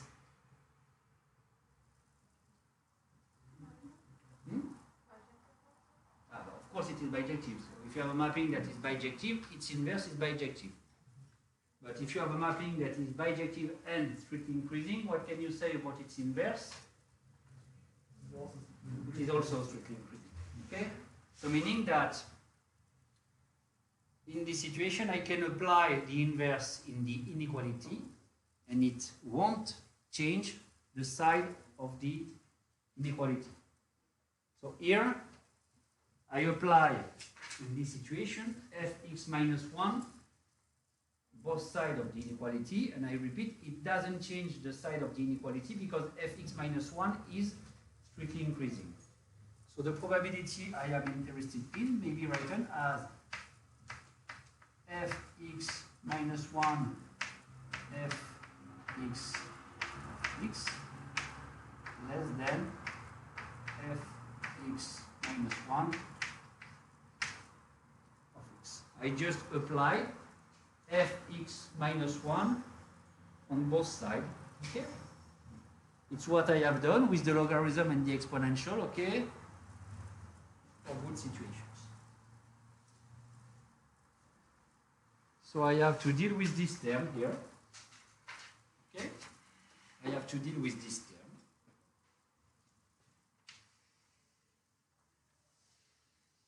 And I will handle it here. What can you say about fx minus 1 fx here? It's the identity, okay, by definition of an inverse. So the probability I am interested may be written as the probability that capital X is less than fx minus 1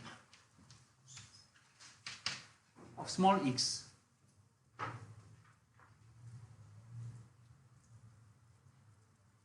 Okay?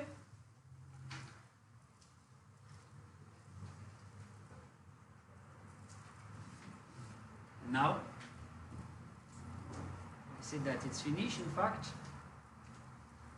why it's finished? Keep in mind that what I define as f capital X small x is the probability that capital X is less than small x. So you have here the distribution function of capital X at this point. So I can write this as fx minus 1 of small x. And what is this? Small x. So the term I have computed in orange is small x. And what I obtain at the end, I obtain that the distribution function of fx of capital X take these three possible values, that is to be 0 before 1, to be identity between 1 and 0, and to be 1 after 1. What I recognize here is exactly the distribution function of a uniform on the interval 0, 1. So this random variable here has the same distribution as the one of a uniform on the interval 0, 1. So I can conclude that I follows a uniform on the interval 0, 1. Because the distribution function characterizes the distribution of the random variable. I repeat, my job was to compute the distribution function of the random variable I am interested in. And using this computation, what I prove at the end, I prove that this distribution function is none other than the one of a uniform on the interval 0, 1. That's why I can deduce that fx of capital X follows a uniform on the interval 0, 1. Okay? So I have answered my question. If you apply to capital X the distribution function of capital X with some hypothesis, I obtain a uniform on the interval 0, 1. Always independently of the initial distribution of capital X. My only hypothesis is that the distribution function is continuous and strictly increasing. Typically, if you do the job for a Gaussian, it will work. Okay? Some questions, maybe? So I repeat that here, it's not that strange to try to compute this quantity because I see that in my statement, distribution functions are important. Okay, so in order to find what is the distribution of a random variable, let's compute its distribution function instead of doing other things. Okay? That's what I obtained doing this one. Do you agree? Yeah, no. Okay? Everybody? I'm not sure that everybody. See your eyes. Make sure that everybody has understood.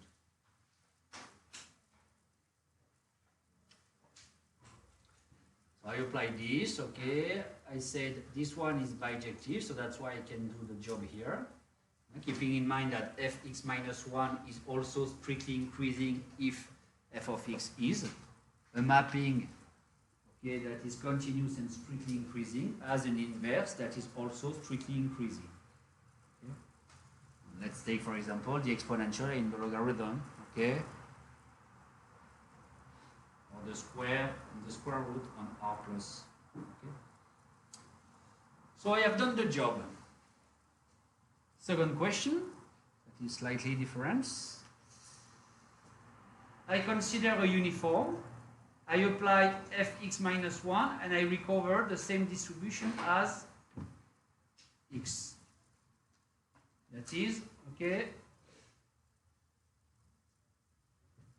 I prove that the distribution function of this one is the same as the distribution function of x in order to prove that in fact fx minus 1 of u and x will have the same distribution. Fx minus 1 of u and x have the same distribution. And in practice, it is this kind of result that we use. So what is the idea here? So I will do the job, it's a little computation, to prove that this one has the same distribution as capital X because fx minus 1 of u has a distribution function that is none other than fx. Okay? So in practice, how I can use this result? Typically, if I give you a capital X fulfilling this hypothesis, and with the inverse of the distribution function that is perfectly known. If you apply it to capital U, you'll be sure that you will have a random variable that has exactly the same distribution as X. So from a computational point of view, if you are able to compute fx minus 1 explicitly, in order to generate this random variable with a computer, it won't be more complicated than to generate uniform on the interval 0, 1. So if you generate uniform on the interval 0, 1, you will just have to apply fx minus 1 to what you have obtained, and then you will be sure to obtain realization of my random variable capital X. Okay. And in general, to generate a uniform on the interval 0, 1, in all the computers you have here, you have a random function that allows you to do this. So just applying fx minus 1 when it is perfectly known will allow you to generate the distribution function or the distribution you want. And typically, even if I have said to you that the Gaussian distribution fulfills this statement, okay, but I don't know fx minus 1 explicitly. But I have very, very good approximation of fx minus 1. And if you know this very, very good approximation, if you apply this very, very good approximation of fx minus 1 to u, you obtain this way realization of a Gaussian distribution. It's one way to generate Gaussian random variable using a computer. It's what we call, okay, if you follow a course that is called Monte Carlo methods, it's the inversion method in order to generate a random variable. You take the distribution function, you try to compute its inverse, you apply a uniform, and you obtain this way a new random variable having the same distribution as capital X. From a practical point of view, it's the way we use this result in general. Okay, so let's prove this little result. So once again, I am interested in fx minus 1 of u. Okay, and I want to prove that it has the same distribution function as x. Okay, so I am interested in the distribution function of what? Of fx minus 1 of u. That is by definition the probability that fx minus 1 of u is less than small x. Okay? I have to compute in one line. The interpretation of this result, okay, is more interesting than to prove it directly. It's not difficult to do. What can I do now?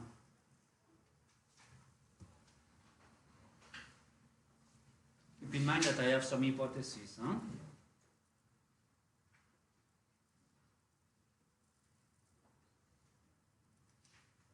What can I do in this inequality here? The idea is to make appear this one, okay? So what can I do in my inequality? Yeah, I can apply both sides f capital X, because I know that it is bijective and strictly increasing. So it changes nothing in the side of my inequality. Okay, so this probability is in fact the probability that fx minus 1 of u is less than fx small x. Because fx is bijective and strictly increasing. And now it's finished, more or less, because what can you say about fx compound with fx minus?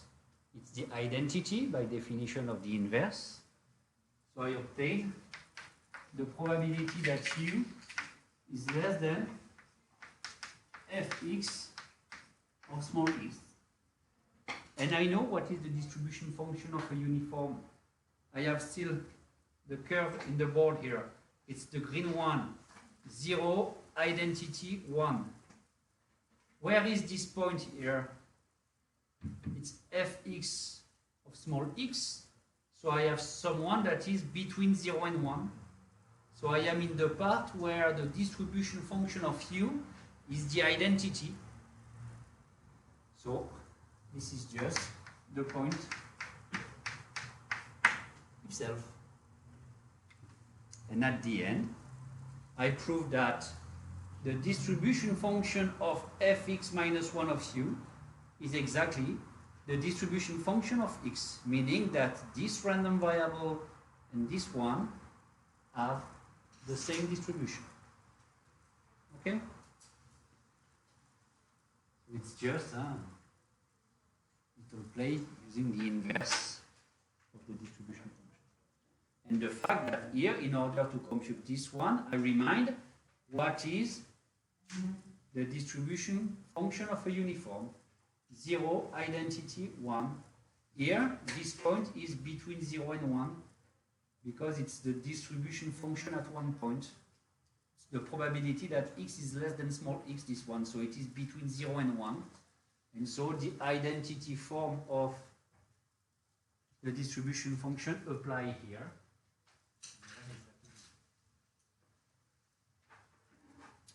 And I have proved my result, proving that both the two distribution functions are equal. It's exactly what I want to prove. Here. Okay?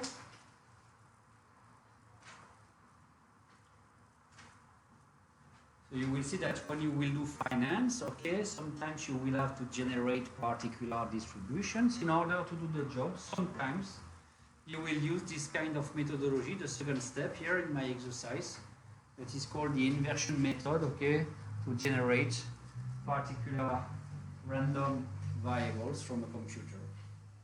Okay.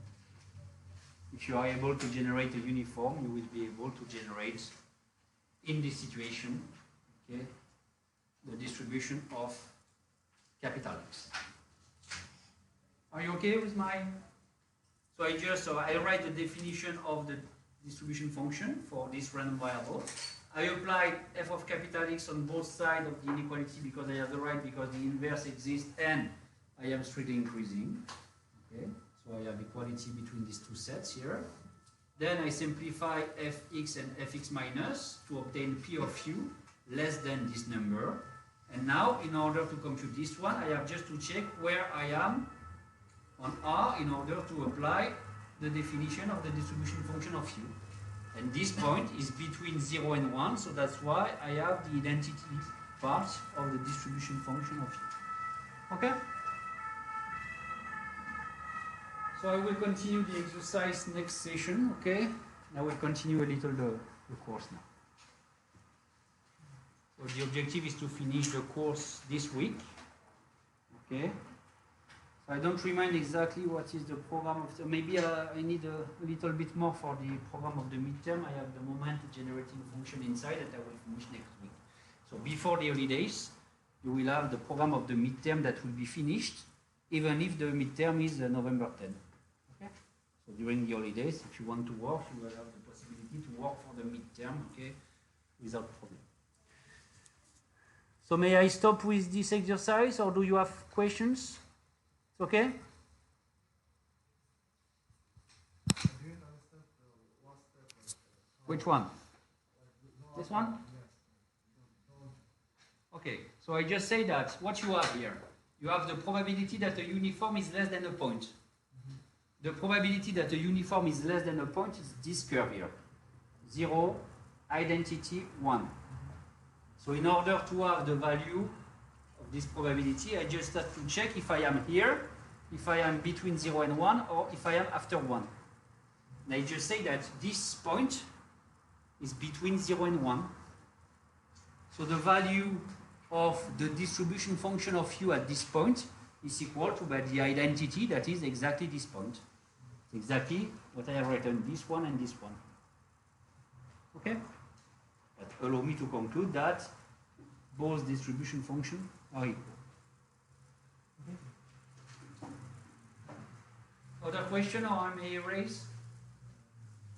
Okay? So I erase and I will continue to the course. Okay.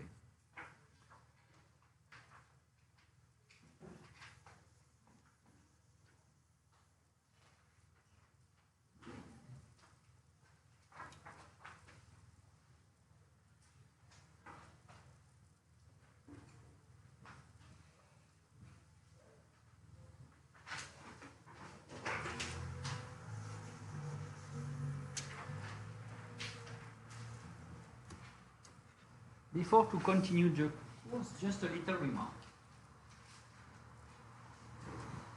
So, it's what we call the Fubini theorem, but I don't want to enter into too much details, just tell you what you are going to be able to do in this course. Okay?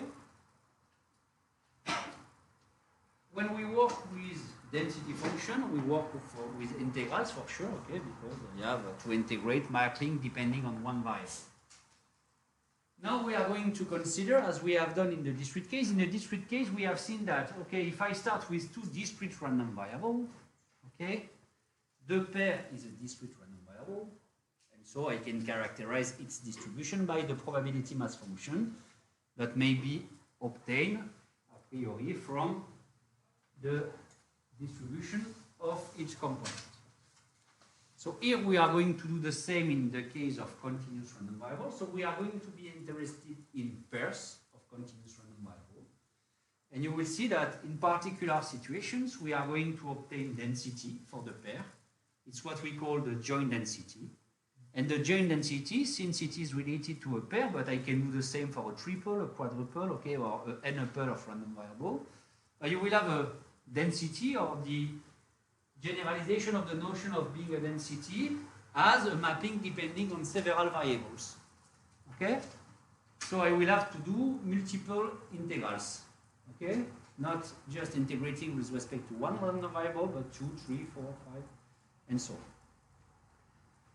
And one result you have to keep in mind is that in the case we are going to be, that is what I call under mild condition, that I won't make explicit for you, but typically F positive work, okay?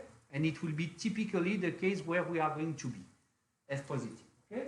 So in this situation, when you want to compute a double integral, what you have to keep in mind is that you can do what you want. That is, first integrate with respect to x, and then integrate with respect to y, or integrate first with respect to y, and then integrate with respect to x, and you obtain this way exactly the same thing. So it's exactly what I have written here, that the double integral is in fact just computing 2 times an integral, first with respect to x, or with respect to n with respect to y, or the converse.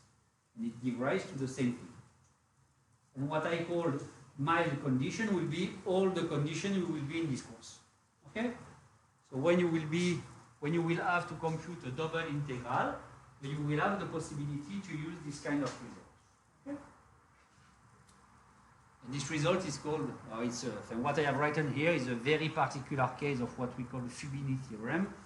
Fubini was an Italian mathematician, okay, that was interested in, okay, when it is possible, when I have several integrals to compute, but to do the computation in the order I want. For you, it will be every time. Okay? So let's see a little example here that we are going to see several times. Okay, so suppose, it's a little exercise, let's say, I define f of xy this way. Okay? So it is, I'll write it another way, so it is lambda square exponential minus lambda y. Okay, and I have the indicator function of x between 0 and y that I can write this way. Indicator function that x is positive and less than y. Okay? It's exactly what I have written in another way here. I have this. X is between 0 and y. Okay, it's what I want. My question is, compute this integral. Okay, so the first thing you remark is that I have integrals of things that are positive. Okay, but I have said that the result I have written in blue, you can use it anytime. Okay, without justifying anything. Okay, so suppose that I want you to compute this. Okay, to know what is the value of the double integral. So I have said from my previous remark that I can compute the integral in the order I want. First, I can compute the integral with respect to x, and then compute the integral with respect to y. What do you want to do?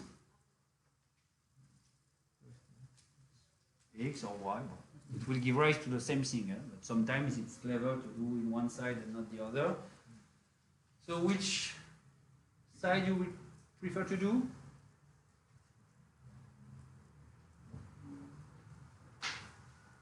But I have a kind of dilemma here because, okay, I said that if I first compute the integral with respect to x, okay, I have only this term here. So the integral will be y, okay, more or less.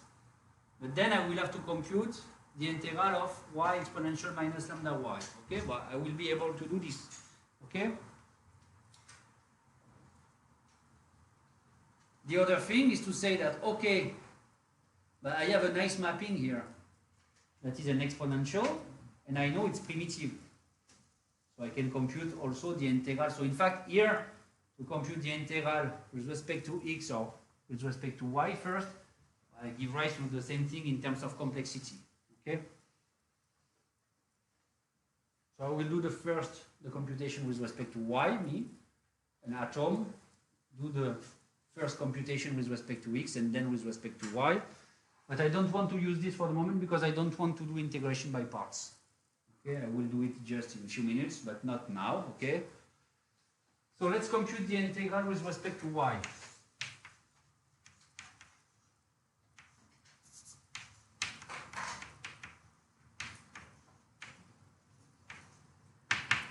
Okay. What happened for my bounds?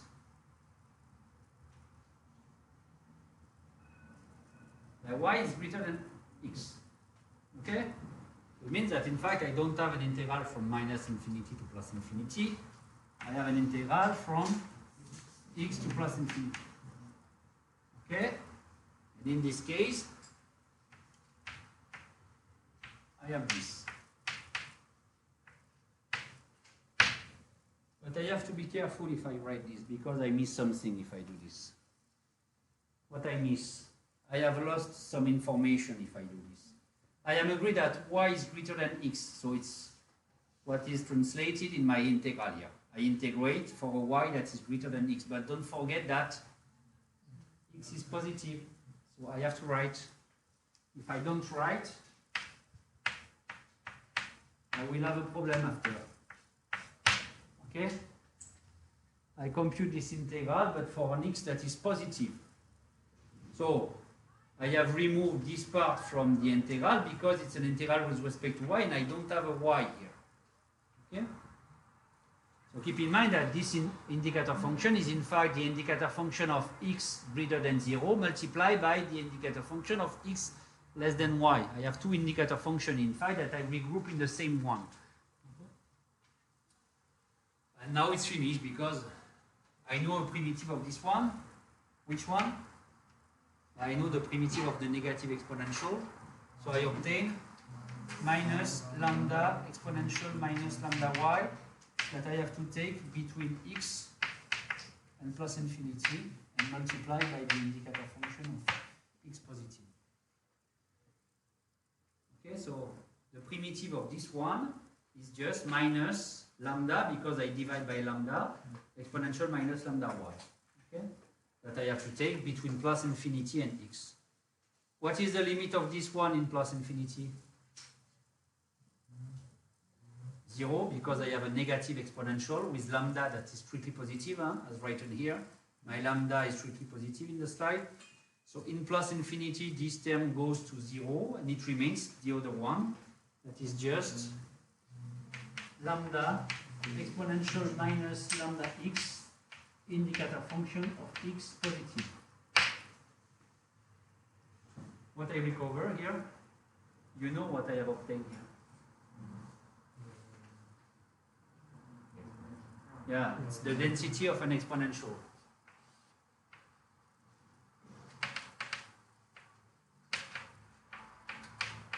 It's the density of an exponential of parameter lambda. And now, keep in mind what I want to do. I want to compute the double integral of this mapping. I have first done the job with respect to y, and then I have to compute the integral of what I have obtained. Okay? So first, I do the computation with respect to y, and once I have done this computation, I have to integrate with respect to x. But I remark that what I have obtained computing first this integral here is just the density of an exponential of parameter lambda. So what do you obtain if you compute the integral with respect to x? 1. Okay? I obtain 1. Because what I have inside here, the computation of what I have inside tell me the density of an exponential of parameter lambda. When I compute its integral, I obtain for sure 1. Okay? Keep in mind that in this course, since we have defined several density functions, we have several mappings with integral equal to 1. And you are going to see that in order to compute integrals, we are going to use this result a lot of times. Okay? So I have made this choice, okay, but at home, in order to train, okay, you can do the converse. That is, first you compute the integral of this one with respect to x, and then do the computation with respect to y. Okay? You will see that you won't have a classical primitive in the second case, but you will be able to use an integration by parts, or to know a result that we are going to see in a few minutes. That is the expectation of an exponential of parameter lambda. So here you have an example of a mapping that is positive, okay, and with the double integral that is equal to 1, according to the computation I have done. Okay? In fact, typically this kind of mapping will be what I will call in few seconds a joint density function. That is a mapping depending on two variables that is positive, let's say continuous almost everywhere, and with a double integral that is equal to 1. Okay. So are you okay with my computation? And keep in mind that this slide is just to tell you, do what you want when you compute double integrals, that is, compute them in the order you want. Okay? It works.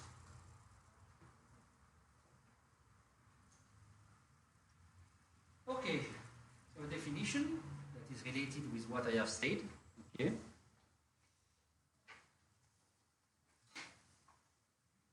now we are going to work with two random variables. Okay? And I say the following. Two real random variables x and y are jointly continuous if there exists a regular mapping such that the probability that x is less than small x and y is less than small y is equal to the double partial integral of the mapping f small f capital X capital Y that is called the joint density of the pair. Okay? So if you want, this definition generalize what I have done in the case of 1. In the case of 1, I have this. I am continuous and I have this density function. If I fulfill this, with this one, that is the probability that capital X is less than small x. If I add a new random variable, I am interested not in the probability that capital X is less than small x, but the probability that x is less than small x and y is less than small y. And in this case, I have a joint density if this equality is fulfilled. Okay, so it's a notion to have a joint density function is a notion that generalizes what happens for a single random variable, but in the case of 2. Okay. So let's have a look on this definition a little. So I erase my computation.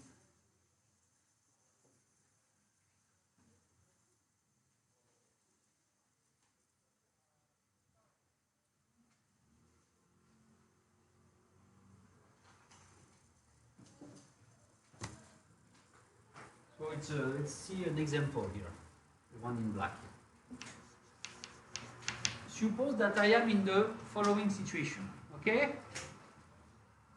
I suppose three things, that X has a density that is denoted by F capital X. Density in the previous sense, okay, for a single random variable. I suppose that the same holds for Y. And I suppose them to be independent. Why not? It's my example. Okay? So suppose that they are independent. In fact, we are going to see that the pair xy has a joint density function in the sense of this definition. Why? So if I want to prove that I have a joint density function, I need to check that I have this inequality for a particular mapping here. Okay? So we are going to start from this part and we are going to see what happened in this particular case. And we are going to see that in this particular case, the joint density will be related to the density of each component here, xn. So let's see what happened. I am interested in the probability that x is less than small x intersected with y less than small y. What can I use in order to compute this? I have the independence, so the probability of the intersection is equal to the product of the probabilities. Okay?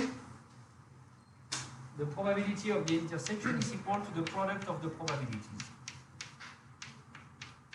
But I know that each of them has a density function.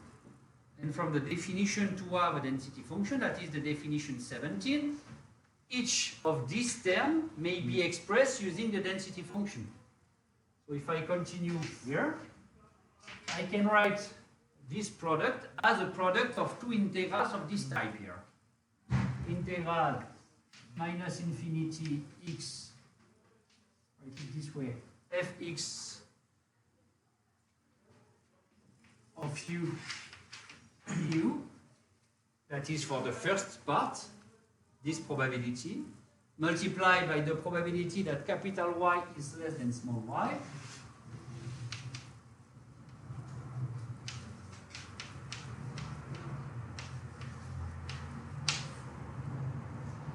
this one. Okay? So I have the product of two integrals. But according to what I have said, so I am in this situation here. Okay? I have the product of two integrals. this part depending on u, this part depending on v, and in fact, according to my relation in blue, I can write it as a double integral here, in fact. Minus infinity x, integral minus infinity y, of what? Fx u, Fy v, du dv. Because I can separate the term inside, okay? Because I have one part that depends on u, the other part that depends on v, I can separate. And I obtain this, and it's finished because if I come back to my definition, so they are jointly continuous if there exists a regular mapping fulfilling this. It's exactly what I have done here. Okay, and I can see that in this particular case, the joint density is equal to the product of the density of each component. Okay? So I repeat, according to my definition, in my little example, I can say that if I have two random variables having a density that are independent, the joint density function is just equal to the product of the density function of each component this way. Okay? That's exactly what I have written in my little example. But typically, we are here in a very, very particular situation, the case where they are independent. And most of the time, okay, they won't be independent. That's why, in general, the joint density function won't take this form. In general, it won't be possible to separate the joint density function in a part only depending on u and a part only depending on v. You will have inside parts that will depend on u and v at the same times. And you will be the link between this and what we are going to do after the holidays that are, okay, the conditional density function, okay, and the notion of conditional expectation.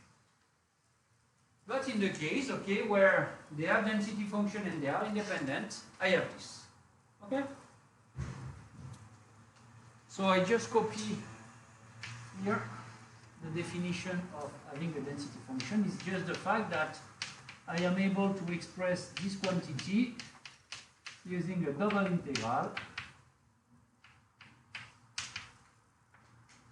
of a mapping that I call fxy u.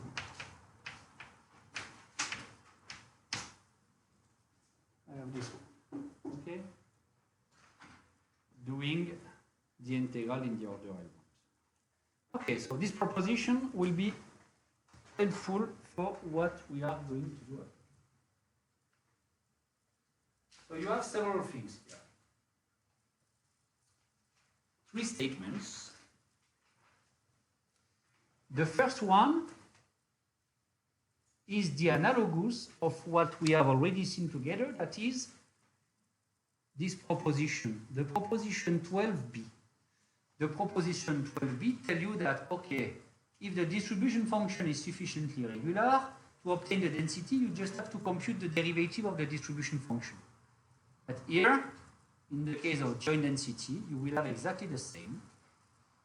If I want to obtain the joint density function from this formula, what I have to do? I have integrals depending on the upper bound. Okay? So if I compute the derivative with respect to x, it makes disappear this first integral. If I compute the derivative with respect to y after, it makes disappear the second integral, and it remains what I have inside. So it's exactly what is written here. So if you have this equality that is true, okay, and if I give you a particular form for this term here, you will be sure to obtain the joint density function of the pair xy if you compute, in fact, the second derivative with respect to x first and with respect to y. But keep in mind that I can invert between these two. So it means that first computing the derivative with respect to x or compute the derivative with respect to y, will give rise to the same thing if you change the order of derivation. It's what you do in optimization. It's the Schwartz lemma. The fact that when I have a mapping that is sufficiently regular, when you have to compute second partial derivative, you can do them in the order you want. That's exactly what I have. The only differentiation is that in the optimization course you are fulfilled on the particular hypothesis and check that they are okay. In my course of probability, I will use this result as tools, okay? And it's not my main topic. So is it clear for everybody that if I give you P of x less than small x intersected with y less than small y, that is if I give you this one, if you want to obtain the joint density function, you will have to compute a second derivative. Okay? So it is the first statement. Second statement, if you are jointly continuous, that is, if you have this relation, you have two good news. First, the fact that x itself has a density function, and that y has also a density function. So if the pair has a joint density function, each component has a density function. Be careful, we are not in the framework of my exercise. In the framework of my exercise, I have just said that if they have density, if they are independent, they have a joint density. It's not what I state here. I said that if they have a joint density, each component has a density function. In order to obtain the density function of x, it is sufficient to integrate the joint density with respect to y. In order to have the density of y, you just have to integrate the joint density with respect to x. Okay. So let's prove this. I erase this. It's not complicated to prove. So if you want more details on the proof, you have them okay in the list of proof number 2, my website.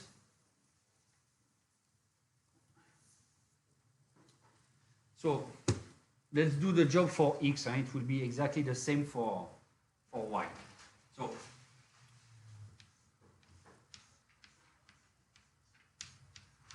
I know that my two random variables are jointly continuous, meaning that I have this inequality here, okay?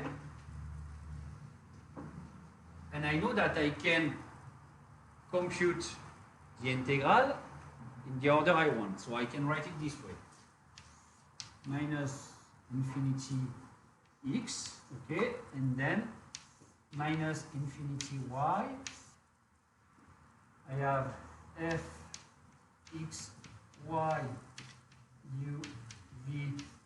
So I can do the job with respect to the second variable here, and here the first variable. I can do the job in the order I want. If I want the density function of x from this relation, in some sense, okay, using proposition 12, I know that if I want the density function, one possibility is to have the density function, excuse me, the distribution function of x, and then to compute its derivative. Okay? In order to find the density function of x, you can first compute its distribution function and then to compute the derivative of the distribution function. Okay? So I am interested in this term. And my question is, do you have an idea how to obtain this one from this one? First, an intuitive idea. If you have also the theoretical result that is below, it will be perfect. But I won't enter into much details. If you want more details, okay, I will give you all the arguments now. But if you want a little bit more details, go to the list of proof. So how to make disappear the set capital Y is less than small y intuitively? Y, okay, is a random variable taking real values. Okay? And I want to make disappear this event here. Do you have an idea concerning what?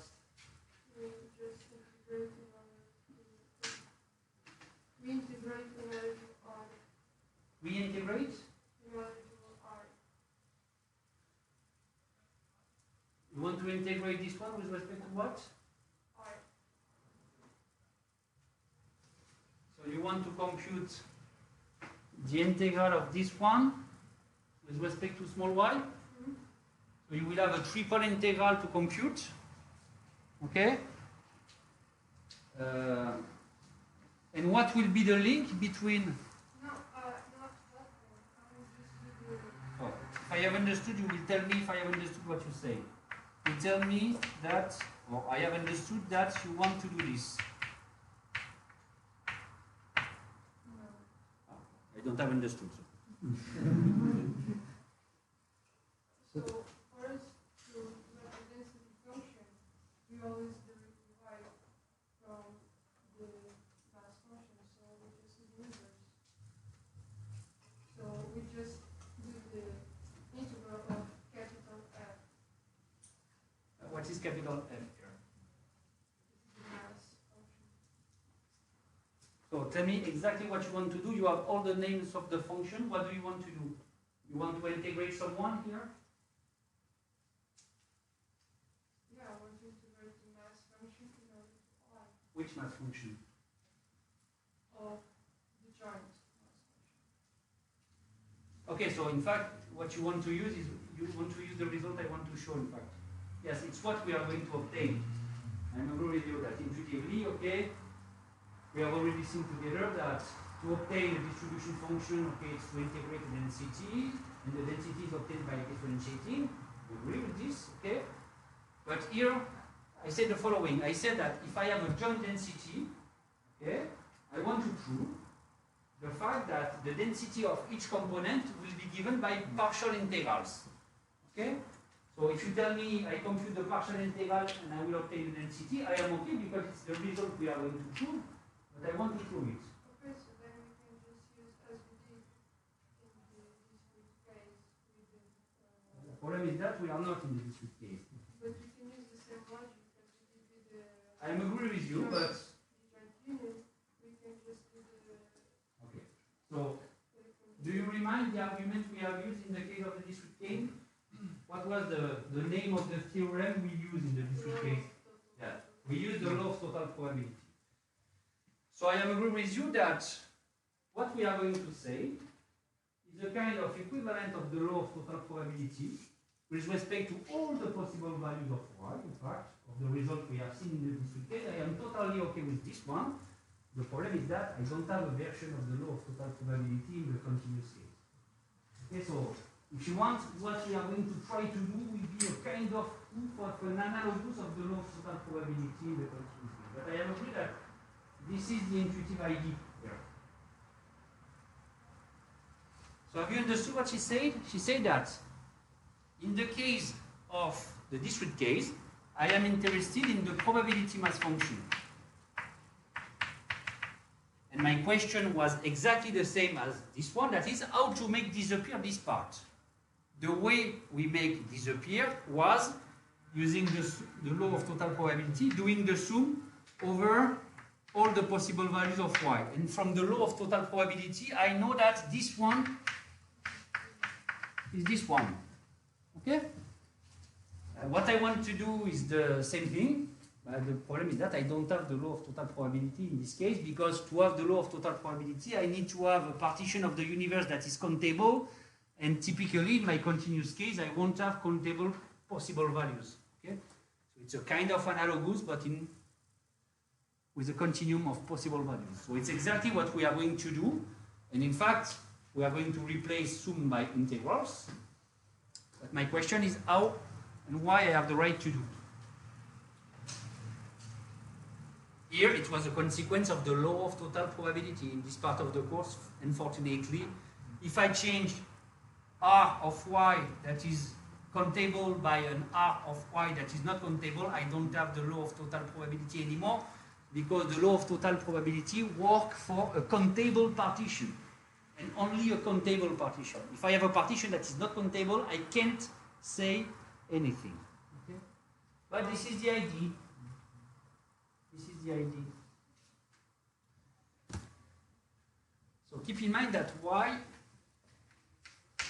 is from R into R. Okay?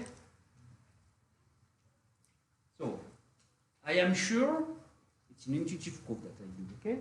I am sure that if I am in this situation, y is less than what every time? No. No, it's a random variable. It can take all the values you want in the real number here. Okay, it's not the distribution here. The values, the possible values for capital Y. Real numbers, all of them. There is someone you know that is less than all the real numbers. How do you call it? Yeah, plus infinity. Okay, so I don't say that my proof is totally rigorous, but if I put y equal to plus infinity in my, if I have the right to do, I don't say that I have the right, but if I have the right to, I replace the things, and I know that y is always less than plus infinity because I take real values, so this one becomes the universe, so I can drop it from my intersection, and I obtain this.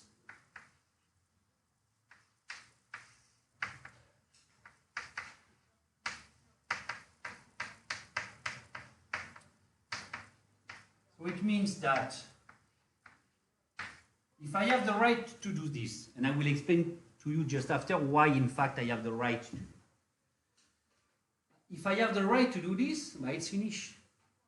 Because what I proved here, I proved that the distribution function of x can be written as this partial integral. But if you come back to the definition of a density function I have given to you, it was this. If you express the distribution function of x as the integral between minus infinity of x of some one, this someone is the density function. But here, my density function is what I have below, this one. Okay? Because I can express the distribution function as the integral between minus infinity and x of this mapping that becomes the density function of x.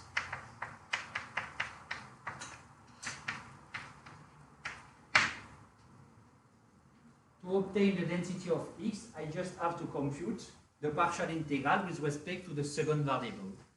In the same way, if you want the density function of y, you will just have to compute the density and the integral with respect to the first variable. Okay? So my last question is why I have the right to take plus infinity. In fact, I don't have the right to do this. The only thing I can do is to take limits and to make y goes to plus infinity maybe. But we have in the course two results that allow you to invert between limits and probabilities. You have a result that tells you that when you have an increasing family of sets, the limit of the probabilities is the probability of the union. And it's this result that you are going to use in order to prove that, in fact, I can replace y by plus infinity, just taking the limit of this term when y goes to plus infinity. Okay? So I won't enter into too much details. You have the details in the list of proof, but the idea is exactly this one. Why I have the right to replace here by plus infinity? Because I have a result in the course that allow me to invert between probability and limits. And the way to do is to consider a y growing toward plus infinity. Okay? If I admit this, that I have in fact justified, not in all details, but this is the theorem that is below this, okay? I write this equality, and now since I have this equality, I know that in order to find the density function of capital X, I have to compute the derivative of its distribution function. When I compute the derivative of this term, since I have an integral depending on the upper bound, I obtain what I have below. That is exactly this term. Okay? So if I give you a joint density, it's possible to find the density of each component computing partial integrals. Okay?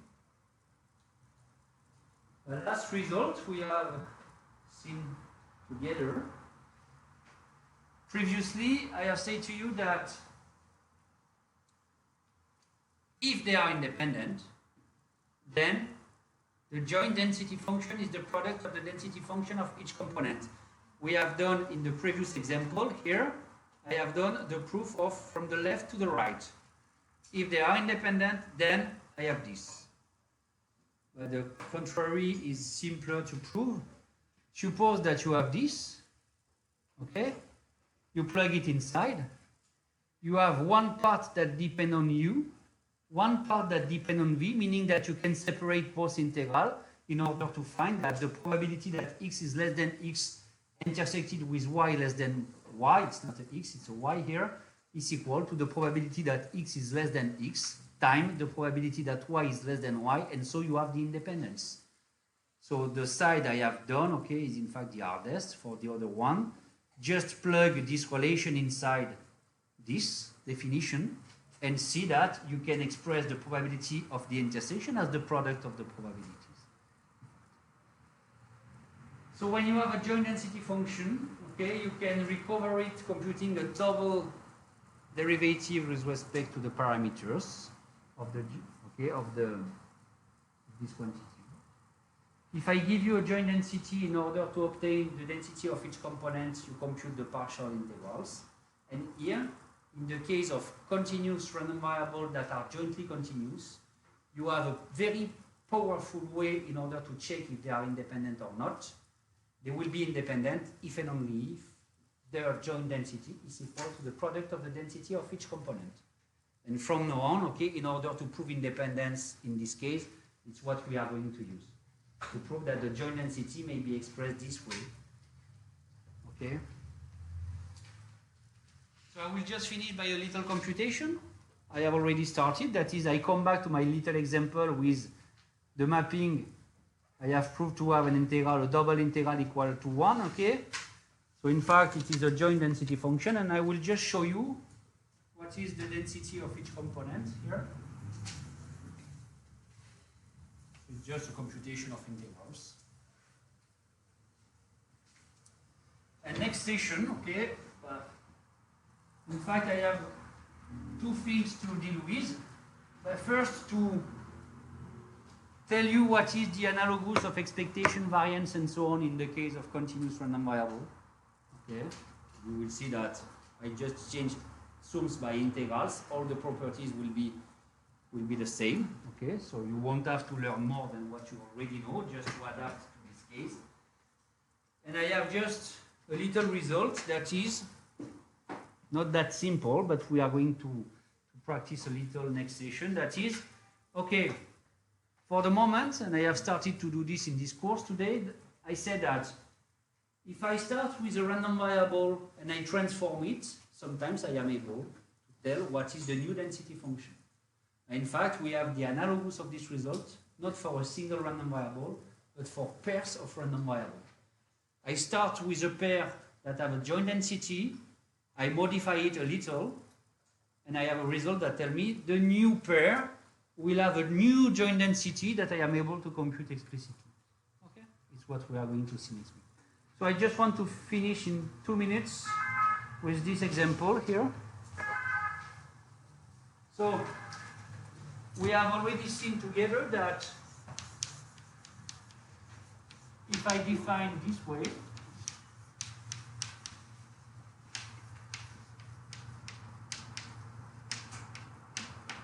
if I compute the double integral, okay, I obtain 1. I have done the job. Okay? Now we are going to see that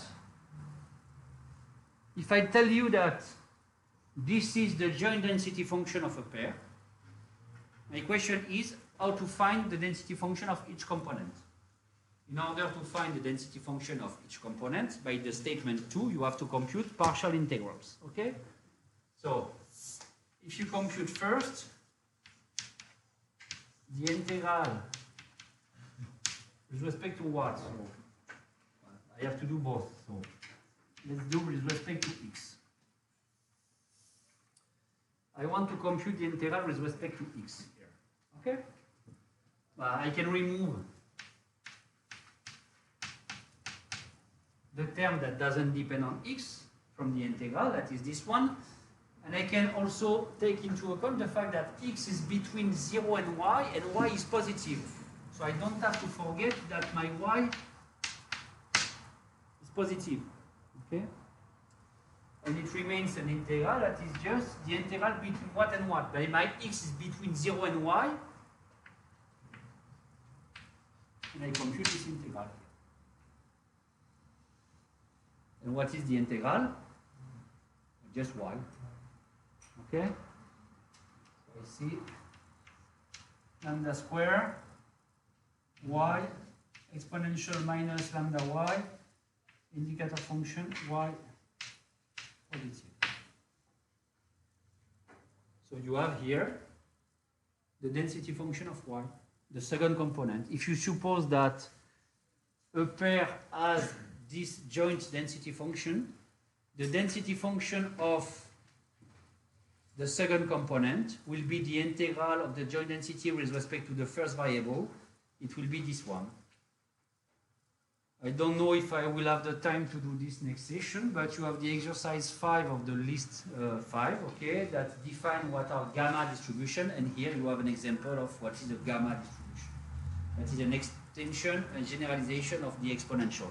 If I don't have the y here, I have something that looks like the exponential, but with a y. Okay, so it's something that we are going to deal with next session.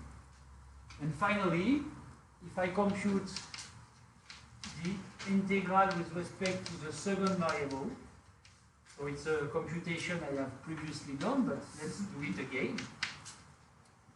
So if I do the computation with respect to y, I have what to compute? I have indicator integral of, so y is greater than x, lambda square exponential minus lambda y dy, okay, to compute, and I don't have to forget that x has to be positive. And I have already done this job. What is the primitive of this one? It's minus lambda exponential minus lambda y, and I obtain this way here, lambda exponential minus lambda x, indicator function of exponential. In particular, I prove that I recognize here a density that is known from the course. If I have this joint density for a pair, I am sure that the first component, density, is the one of an exponential of parameter lambda. Okay?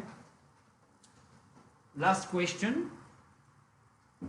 I start from a joint density. I prove that the density of the second component is this one. The density of the first component is this one. The last question is, are they independent? So if I check my result here, they are independent if and only if the joint density is equal to the product of the density function of each component.